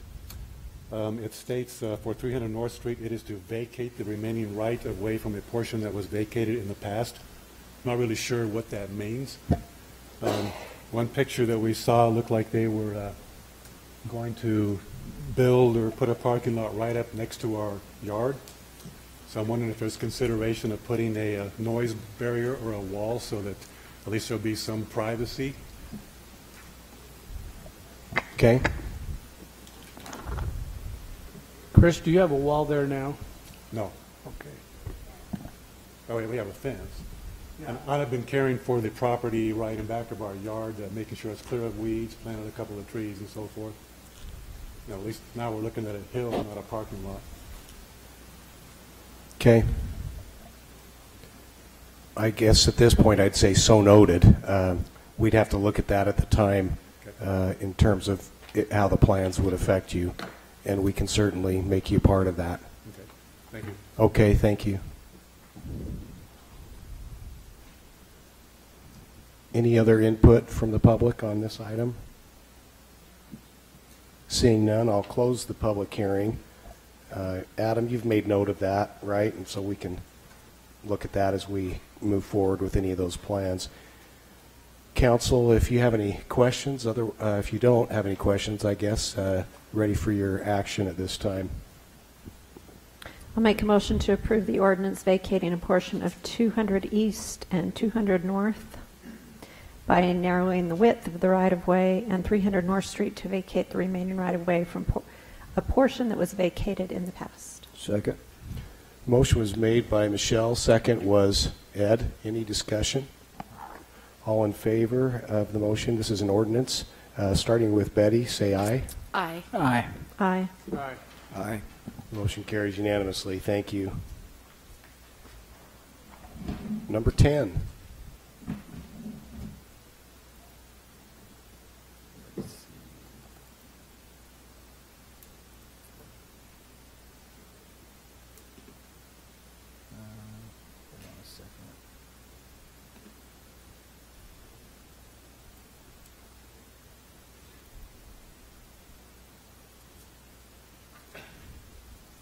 Okay, item 10 is a public hearing and consideration of an ordinance to amend final subdivision plat called Shadow Mountain Subdivision Phase A, Lot 3 and 4, and to vacate the public utility and drainage easement between said lots, as well as merge the lots. So currently there is an existing home on this lot 304 here.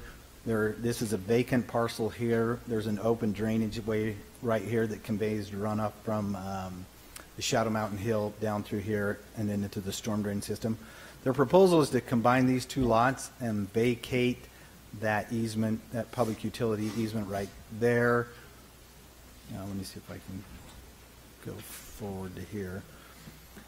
You can see right here that this is the public, this has been dedicated to the city as a public drainage way. As Stonecliff drains, comes down into this ditch that's been built along here, comes down through here and then drains and then gets into the city storm drain system. There is a portion of that area right here that is actually within that lot itself. Somehow when it was constructed, they built it into that lot.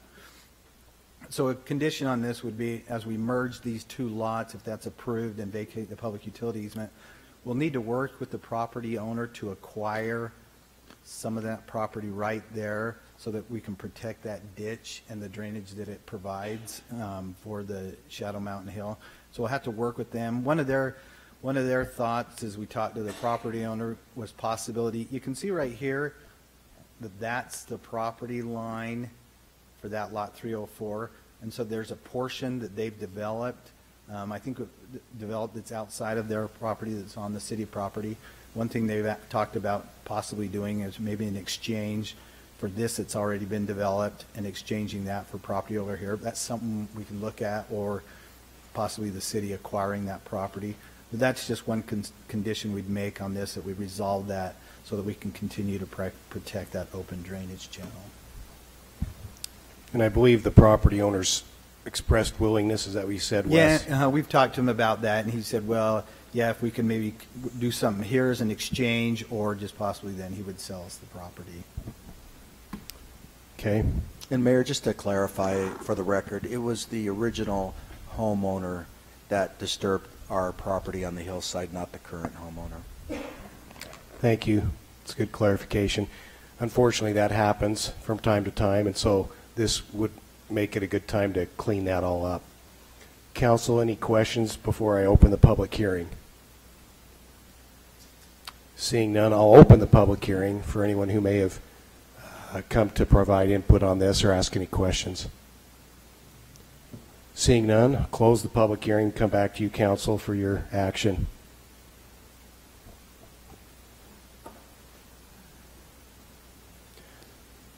So I think what we'd be looking for is a motion to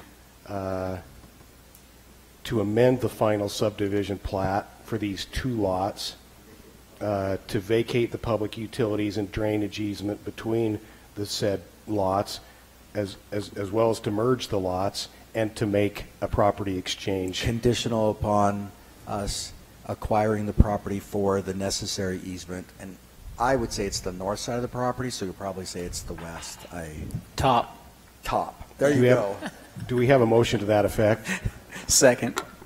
Motion by Betty, second by Jimmy. Any discussion? All in favor, starting with Ed this time, say aye. Aye. Aye. Aye. Aye. Aye. Motion carries unanimously.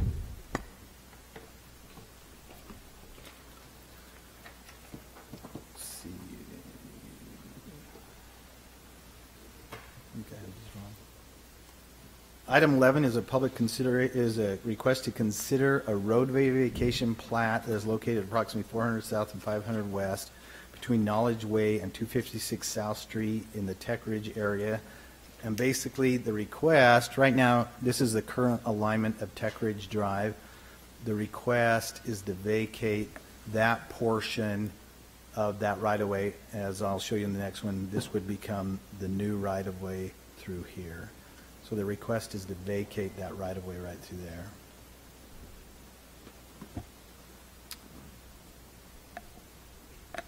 Questions, council? I think we indicated previously there needed to be some adjustments made with a few of these roads up there. Right. Okay, I'll open the public hearing then for anyone who may have come to offer input on this item, number 11 on our agenda. Seeing none, I'll close the public hearing. Anything the applicant would like to say at this point? Probably not necessary. If there are any questions, you're here. So, council, any questions? Otherwise, ready for a motion? Mayor, I'd move to approve a roadway vacation plat for a portion of Tech Ridge Drive. Second. Motion by Betty and a second by Ed to approve the roadway vacation plat as has been presented to us. Any discussion? All in favor of the motion say, let's see, this is just a vacation. It's not an ordinance. All in favor say aye. Aye. Any opposed? Motion carries unanimously. Now, Mayor, while Isaac is here, maybe he can enlighten this old guy in the public. How's that road on the west side of that development coming along as far as moving forward on it? It's coming along really well. I think part of that's on Yeah, it's on the agenda tonight. Okay. Probably open, at least generally speaking, by about the 19th of April. Might have a little bit of extra work to do on it, but okay. Okay, item 12 is a request to consider approval of a roadway dedication plat that is again located in the Tech Ridge development. And basically the road, here is where we vacated. Here is the new alignment of Tech Ridge right here. And then this would be that road there. And so this is a roadway dedication plat right there, is to dedicate that roadway. Questions on this one, council? You can see right where this is. Motion to approve the roadway dedication plat for Tech Ridge Drive and Cliffview Drive. Second. Motion was by Jimmy, second. Michelle, any discussion? Who was that voice? All in favor say aye. Aye. Any opposed? Motion carries unanimously. Okay, item 13 is a public hearing to consider a request to change the roadway name that is located in the Tech Ridge development. The proposal is, so again, this was Tech Ridge Drive coming here. Proposal is to change this to Tech Ridge Drive to here with that roadway dedication plat that we just looked at. And then this would now become Cliffview Drive through here. So it's a public hearing to request that name changed. Wow. Any questions on that? Again, this doesn't require a public hearing. Says public hearing. Or does it? Oh, sorry, it does. I'm looking still at 12. But any questions, council? then I will open the public hearing for anyone who may have come to offer input on this. Seeing none, I'll close the public hearing and come back to you, council, for your action. Motion to approve the name change of Tech Ridge Drive to Cliffview Drive. Second. Motion by Michelle and second by Ed. And this is just for that portion, right? Because it's still Tech Ridge Drive coming up the hill from the boulevard and continuing on. It's just instead of it's the new alignment. Yep. Okay. All in favor? Starting with Betty, say aye. Aye. Aye. Aye. Aye. Motion carries unanimously. 14. Okay, if it's okay, I think I misspoke to Christina when we did this agenda. Can we do item 17 first, just the hillside on that? Sure. Let's go to 17. Man, where's this thing keep going? Okay, item 17 is a request to consider a hillside development permit to allow for the construction of an access road on the west side of the Tech Ridge development. Permit will allow the removal of significant slope areas for the proposed roadway. So let's see if I can do this. So here's the subject site. Again, there's the site. Here's some cross-section details, some pictures when we were out there. Let me get to this. So you can see this is a slope analysis map.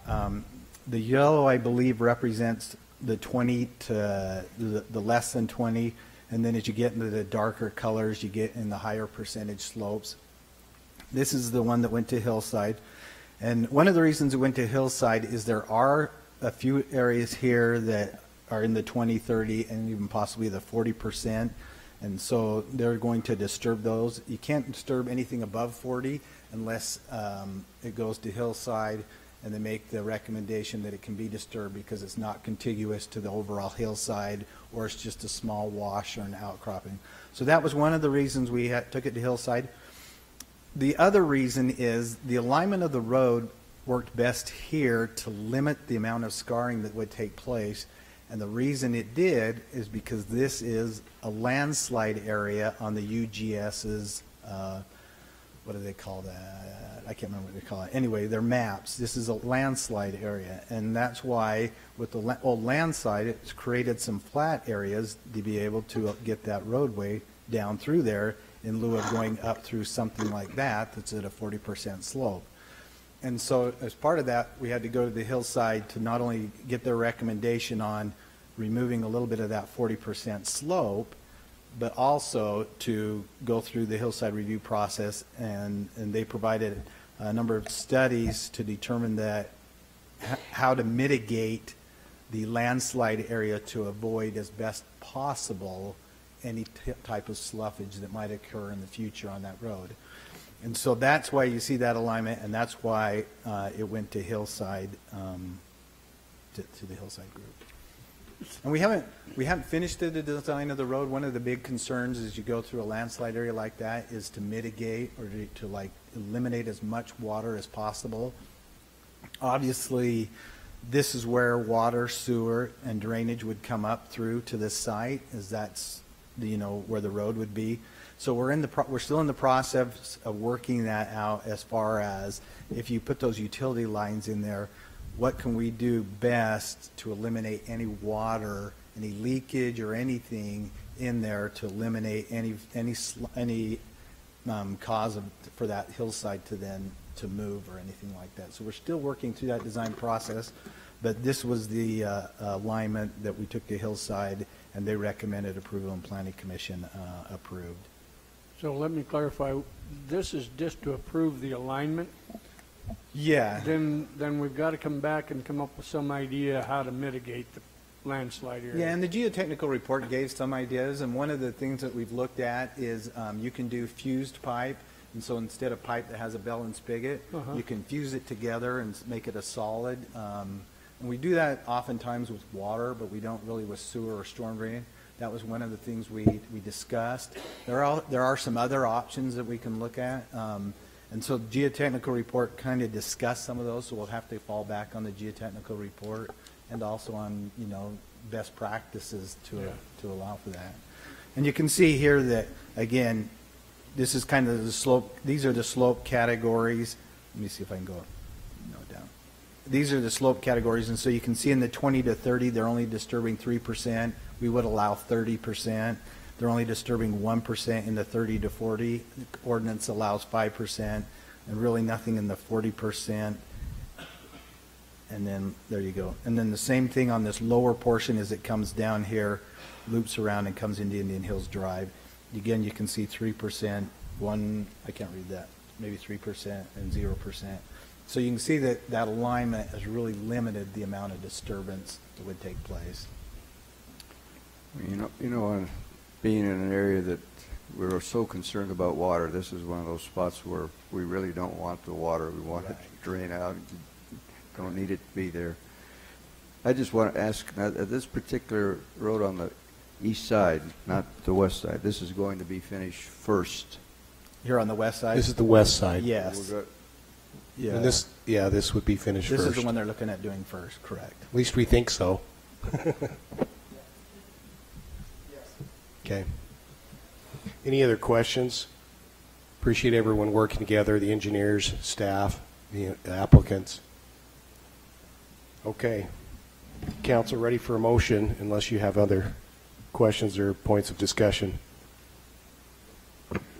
Motion to approve the request for a hillside development permit to allow additional development.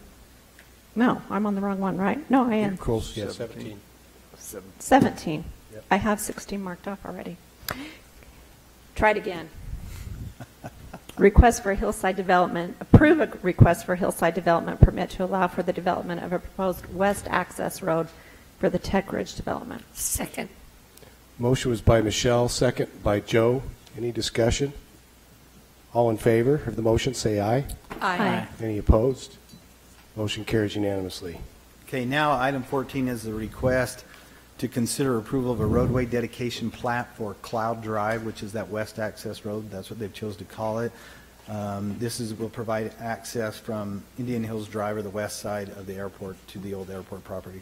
So again, here's Indian Hills Drive, and here's the alignment of the road as it comes up from Indian Hills Drive. And then again, that's the alignment up to get you up to the top of the airport. They are dedicating 60 feet within that is the right of way. However, as I talked to them, they're really proposing to only disturb 52 feet and develop 52. They'll disturb more, but they're really trying to only put in a 52-foot road, but dedicating a 60-foot roadway. So normally the joint utility trench is actually located on the outside of the road within a public utility easement. Their proposal is to put that joint utility trench within the right-of-way, so they can limit, again, the disturbance on the hillside. Because anytime you go, it's so steep that you'll start, you cut, then you end up creating a bigger cut. They also have there is a trail that will run alongside one side or the other of the trail. That will take place at both sidewalks. They are proposing an 8-foot trail. We'll have to work with the Parks Department, as they normally require a 10-foot trail. But again, the concern is the more width you take, the more you start cutting up the hillside. And so we'll have to get with Parks and work at that. Their proposal is to put 8 feet all the way down through here on the trail. And then once you get down into this area that can develop in the future, then you'd go back to a 10-foot trail that would come through their development. And you're going to have some cutouts, so you have some benches there for. Yeah, there are some areas. It's really going to be pretty, isn't it? Correct. There are some areas where you can get a couple little flat areas where you could put in something like that along the road. Yeah. Thank you. Any other questions? Be ready for a motion then to approve this roadway dedication plat for Cloud Drive. So moved. Second. Motion by Michelle with a second by Ed. Any discussion? All in favor of the motion, say aye. Aye. Any opposed?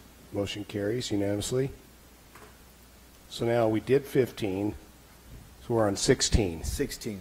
Okay, so item 16 is a request to consider a hillside development permit to allow for the installation of a water line for the Juniper Cove subdivision.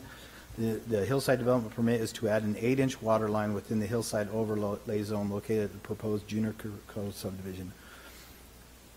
So here is the proposed Juniper Cove subdivision, kind of a boundary line of it. Again, you can see that here with the Teakwood development. And so the proposal is, this is Maple Estates. There's a portion of Maple Estates, and then this is the Banded Hills, and then the Banded Ridge subdivision, and then these. They have a real pressure problem. In fact, that's why they have not developed that Maple Estates Phase 5, is because last summer there was a real pressure problem in providing adequate pressure in these areas. So this line here would connect to the airport line and be on a different pressure zone than what Little Valley is on, and provide a higher pressure. And so their request is to install that 8-inch line, and it is within the hillside overlay zone. They will be disturbing areas, but they're following kind of a path that's already been bladed through there that will come down here and then come into the Juniper Cove subdivision. So for the most part, they'll be staying in it. They'll have to kind of widen that path for their equipment to get in there and put that water line and so forth. And I think they show that right here, right through there. There's some tight areas right here where there's some rocks and so forth that we'll have to squeeze them down so that they don't remove and disturb those rocks. But as you get down further in here, they'll widen it out to make it easier for them to install that line down through there. And again, it follows an old shepherd's trail or some kind of trail. I don't know. So the need to have that pressure is really important. Right. And this was presented to the Hillside Board, right? Right. And Questions, council? Ready for a motion then? Mayor, I'll go ahead and make a motion to approve the hillside development permit to allow for the installation of the water line to the Juniper Cove subdivision. Second. Motion by Jimmy, second by Ed. Any discussion? All in favor, say aye. Aye. Any opposed? Motion carries unanimously. Now we would be on 19. Is that right? Yes. Okay, so 19 is a request to consider approval to allow for development of one additional lot to the Banded Hills subdivision. The hillside development permit request will be to add lot 12 to the previously approved single-family residential subdivision. So again, here is your aerial map. The Banded Hills, as we looked at before, was right here. Their proposal is to add a lot basically right where that arrow is. Recently that came in for a zone change. These are some pictures that day. So this is the lot. You can kind of see the areas that they would be disturbing right through here. And so basically it's this lot right here. And so they would be adding that, and we have the preliminary plat right here. But so they meet their slope categories here within the 20 to 30 and the 34 to the 40% range. Questions on this one, council? you know, Mayor, it's so pretty out there. You can't believe it. The sites that exist all over the city. It's really pretty. It is. Motion to approve the hillside development permit to allow for the development of one additional lot to the Banded Hills subdivision. Motion by Jimmy with a second by Joe. Any discussion? All in favor, say aye. Aye. Any opposed? That motion carries unanimously. 20. Preliminary plat.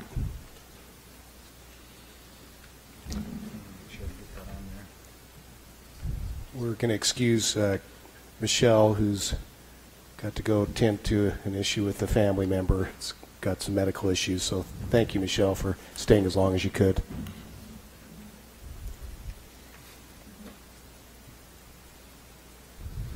Okay, item 20 is consider approval of an amended preliminary plat for Banded Hills. Again, this request is to amend the preliminary plat to allow one more lot.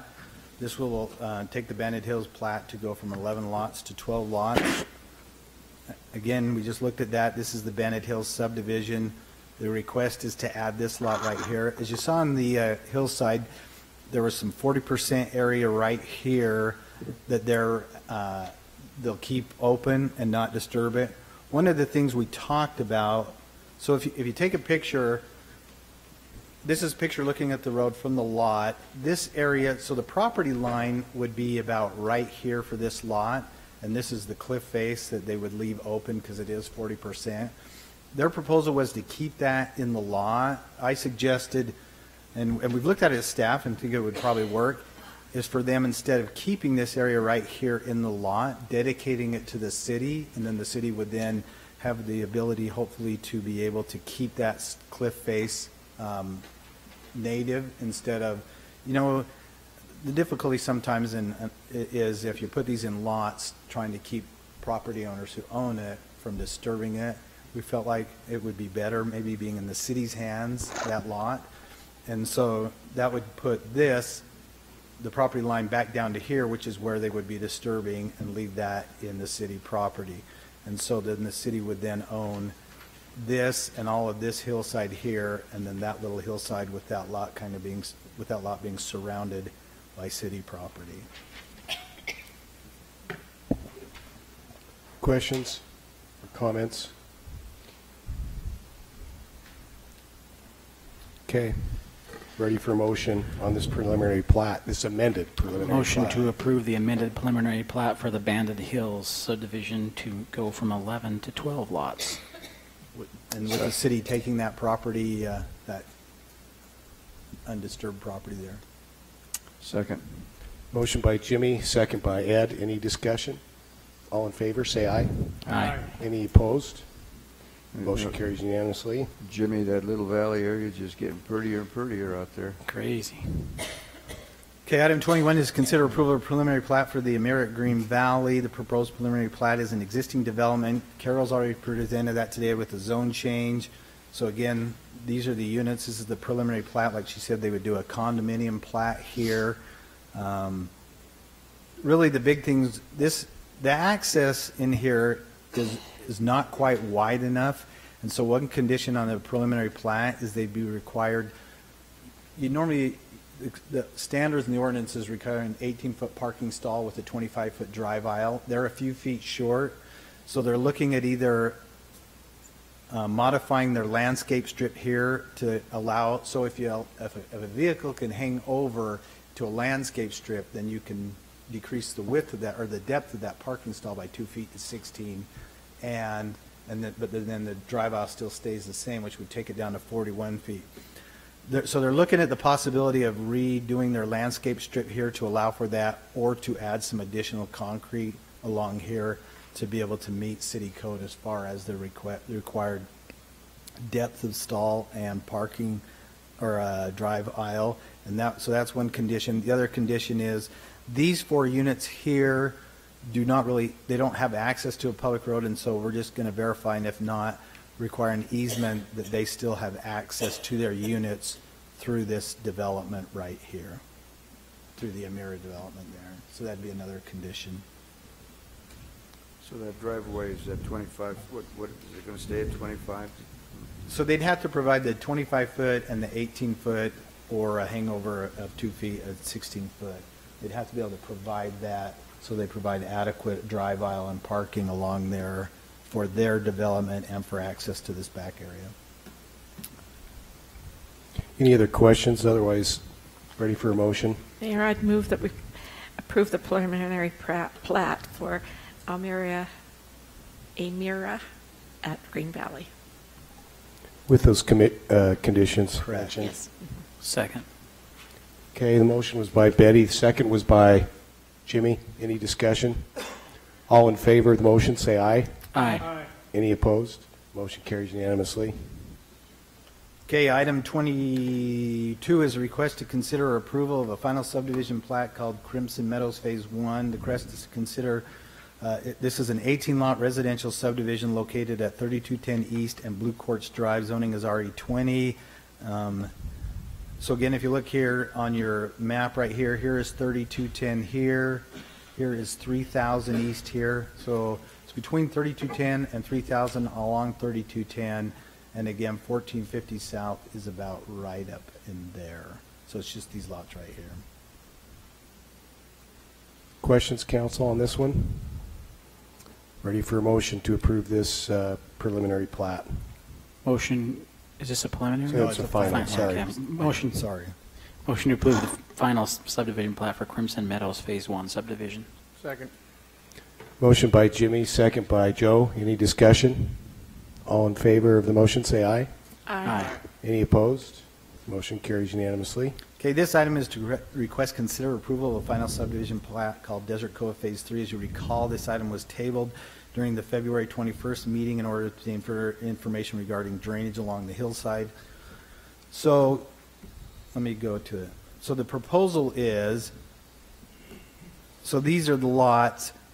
This is a lot that comes up like this. This is the no disturbed area of these lots. And then they have a little disturbed area above a area that they will cut into the hillside here. There's a drainage you can see that kind of comes down about right there.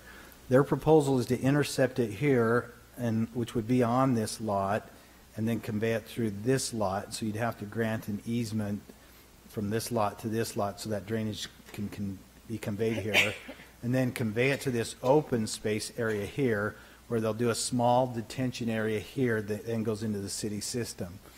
Their proposal then is to dedicate the drainage basin that conveys all that runoff to the city in order that the city can then maintain the drainage basin and that little detention basin. This remains undisturbed. The only portion that gets disturbed is right down in here where they'll create that little detention area and then a pipe that outlets into the city's storm drain system. So their proposal is to dedicate that to the city as hillside area so that then the city can maintain that detention basin right there.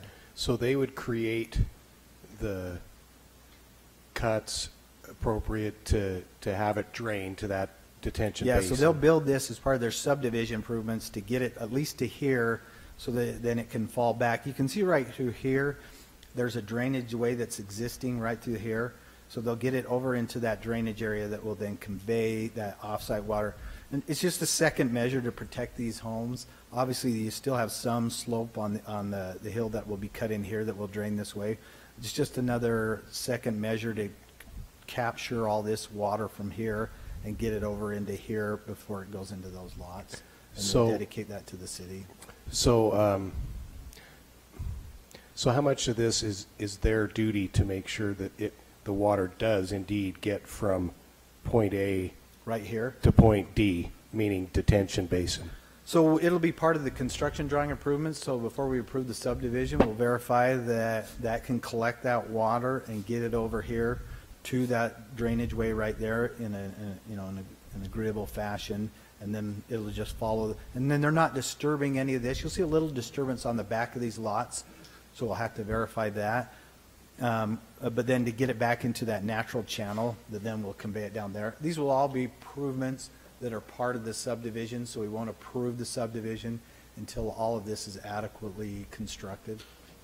And then that's all not to be disturbed area, correct? Yes, this is all undisturbed area and will remain that way. And they'll count it. Remember on Desert Canyons, they're required with each plat to dedicate 15% of the area of that plat as open space somewhere within their development. And they'll utilize this to then count that towards that requirement. So that's not buildable anyway? No. No. The city would ensure that that is maintained so we don't have any problems in the future. That's the... Well, this is the kind of thing Sean loves, because, one way or the other, this can be trouble, because Right. if we leave it for the owners to Exactly. be responsible, then what if they don't? Right. But then if we are responsible, then we got to make sure we do it. Right. So Cameron's assured us that we will do that, and then again, we'll have to be as diligent as we can to make sure that the property owners don't also disturb Right. that property and get into that wash. Right. They don't start dumping their water out there or creating other problems. Yes, we'll have to watch Yeah. that. And what if there's lots of weeds and things? What do they do to? It's like any detention Bird? basin that the city owns. Those are areas that will be disturbed. They'll have to go out once in a while and spray for weeds. The nice part is you'll only have a minimal disturbance. The rest of this will be left undisturbed. So it's only those areas right down there where they have to disturb to put in the drain and the So don't let the piping. weeds go otherwise. I mean, there's weeds. Or does the city burn the weed or treat the weeds? Yeah. Yep. I mean, most of that's going to remain natural, except for Just where that it's got to little be maintained. Blue area there where it'll collect the water. Council, any other questions? These are all tricky, always tricky, but it feels like probably about the best we can do in this situation. Staff seems to be okay with it, so. Ready for your motion if you're so inclined. Mayor, I'll go ahead and make a motion to approve the final subdivision plat for the Desert Cove Phase 3. Second. Motion by Jimmy with a second by Ed. Any discussion? Seeing none, all in favor, say aye. Aye. Any opposed, say nay. Motion carries unanimously. Okay, item 24 is request to consider approval of a final subdivision plat called Estrella Commercial Subdivision. It's a two-lot commercial subdivision located at Snow Canyon Parkway and Dixie Downs Road. Zoning is PDC. So this is the two lots right here. Here is Snow Canyon Parkway. They will have an access over here off of Dixie Downs. Where they created that property line for that convenience store that never happened. So basically they've established an access here, and so they'll match that access there. And then this right now this was dedicated as part of the Estrella development as a private road with public access. So we've met with the Estrella development, and this is what we've come up with is the Estrella development would, and the applicant, this would become their new access instead of that access right there. And the Estrella development would then dedicate as a public road this area right here for access for the commercial development and for their continued use of them to be able to access this. The rest of this would remain private. We would have them put up signs that say private roadway or something to that effect. And then somehow I talked to the Estrella development. They said they would look at possibly helping out closing that off, that access off, maybe curb and gutter and some sidewalk or something through there, so that goes away, as you know, in working with the developer to then put that access in there. So that seems to me a little change from the planning commission. Yeah. Okay, so the other access still remains in effect. This one remains in effect. But it won't go on to that roundabout. No, this is already built, and so yeah, that's the proposal with the construction is we'll have them close that off in some fashion so you can't get in there anymore, and then this would become their access, and then this would be a public roadway down to that, about that point right there. I think that's a better solution. Yeah, right. And the Estrella community was really did not want to give this up.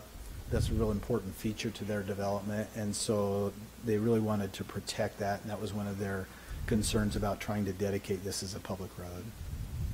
Wes, is there curb and gutter on the south side of that existing private road? Right here? No. Oh, over here? Yeah. Yeah, it's fully improved. Okay. Yep. It's fully improved. Any other questions, or Sean, do you have anything? So the roadway meets our standards up to that point? I'd have to check that. I can't guarantee that for sure. I'd have to check that.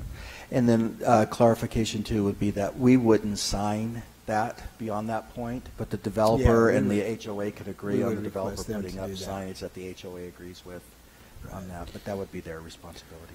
So any motion to approve this might want to include just a final verification that the road meets our standards. If it does not, then they might have to widen it on their side, adjust it a little bit, but it looks like it would something that they could easily do while they're making the other changes to the roundabout. Just improve it so it does meet the city standards. That's right. And then they'll also be doing a decel lane right here off of Snow Canyon Parkway. Perfect. So that they can pull people off as they access into the Perfect time, yep. Yeah. Council, any other questions? Otherwise, ready for a motion? Move to approve the final subdivision plat for Estrella Commercial Subdivision, subject to the road being approved and other legal Meeting our standards. Yeah. Is there a second? Joe? Only with a question. Okay. I'll make a second for the question. Does Estrella know that if that road is not up to standard, that they have to improve it down to that exit? No, I think they're under the impression that the developer would then improve that as part of his development. And I think that's what we I'm talking require. about Estrella, Mhm. that half of the road on the south side. This over here? It's already improved. It's already improved. But we just said it's maybe not be to the standards of the city because it was a private road. In which case, we think if it's a width problem, they We could could go go to into the that north commercial piece. side. What if it's only that high asphalt? Okay, that, it would be another question. Yeah, and that we'd have to look at. Yes, I'm absolutely. We ran into something like that in Bloomington. Oh, and several other PDs too. I think this one was developed after we started requiring them to meet our roadway standards, and we can confirm that too with the road base and everything else is thick enough. I'd like to see that confirmed and then know about it if we have to. Okay, so that's part of the motion then? That's part of my section, But, I guess. but Estrella wouldn't be fixing it. We would It would go. probably be the- We would tell the developer they needed to figure out Right. that, and they would need to That's up to negotiate with them. Estrella. Right. Yep. Is that okay, Betty? Yes, yes. Okay. We have a motion then by Betty and a second by Joe. Any discussion? All in favor of the motion, say aye. Aye. Any opposed? Motion carries unanimously. But Joe, Bloomington wasn't an HOA. It was its own, like, Wasn't even it was a township or something. county subdivision. Well, actually, it had its own address. They had When a we moved mayor. there, it was Bloomington. It wasn't St. Greg George. Kemp was the mayor. I thought it was Ralph. Just ask him. Yeah, I was going to say. You know, I lived there too. Did you? So did Betty. I did. Okay, Wes. Okay, item 25 is a request to consider approval of a final subdivision plat for the Ledges of St. George Pocket Mesa Phase 1, a 22-lot residential subdivision located at Pocket Mesa Drive and Burning Branch Drive in the Ledges development. So this is it right here.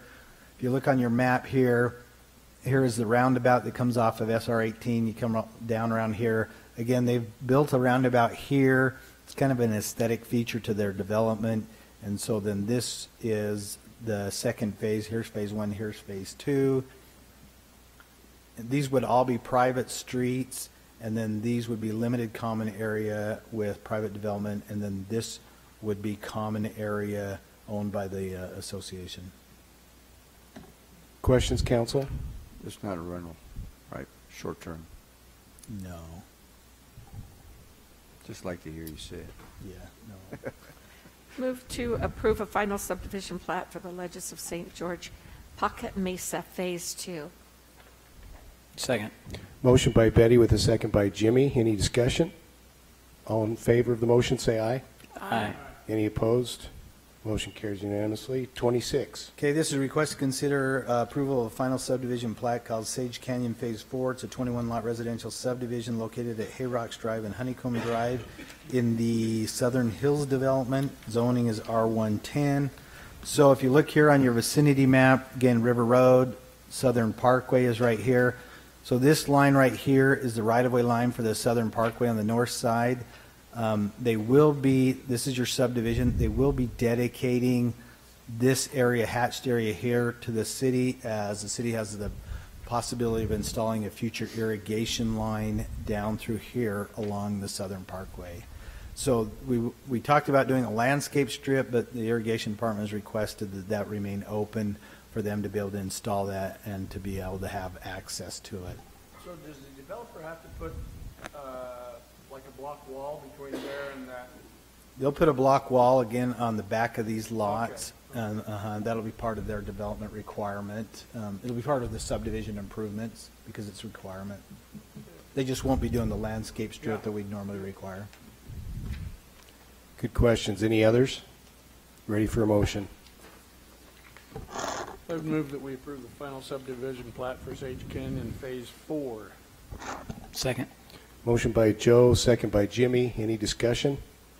All in favor, say aye. Aye. Any opposed? Motion carries unanimously. 27. Okay, 27 is a request to consider approval and amended final subdivision plat of Entrada Snow Canyon Chaco West Phase 3B and extend to merge this subdivision and amend Chaco West Phase 3A Lot 38. Basically, if you may recall, recently we came in with one last lot in this area of Entrada, and it was kind of shaped like that, and it was a one-lot subdivision. The owner of this lot has purchased this lot and decided that he would like to merge this all into one lot, therefore that they can protect their views of the Snow Canyon area, and so they want to merge those two together and just create one lot. So it's an amended and extended of Phase 3B because we'll be adding this lot to that. Any questions? Sounds beautiful. Ready for a motion? Move to approve an amended final subdivision plat for Entrada at Snow Canyon, Chaco West, Phase 3B, amended and extended. Second. Motion by Betty with a second by Jimmy. Any discussion? All in favor, say aye. Aye. Any opposed? Motion carries unanimously. I don't have any appointments to boards. I'd like to suggest we hold on any reports today. Do we have need of a closed session? Then I'd love to have a motion to adjourn. So moved. Second. Okay, a motion by Joe, second by Jimmy to adjourn. All in favor, say aye. Aye. Any opposed? We're adjourned.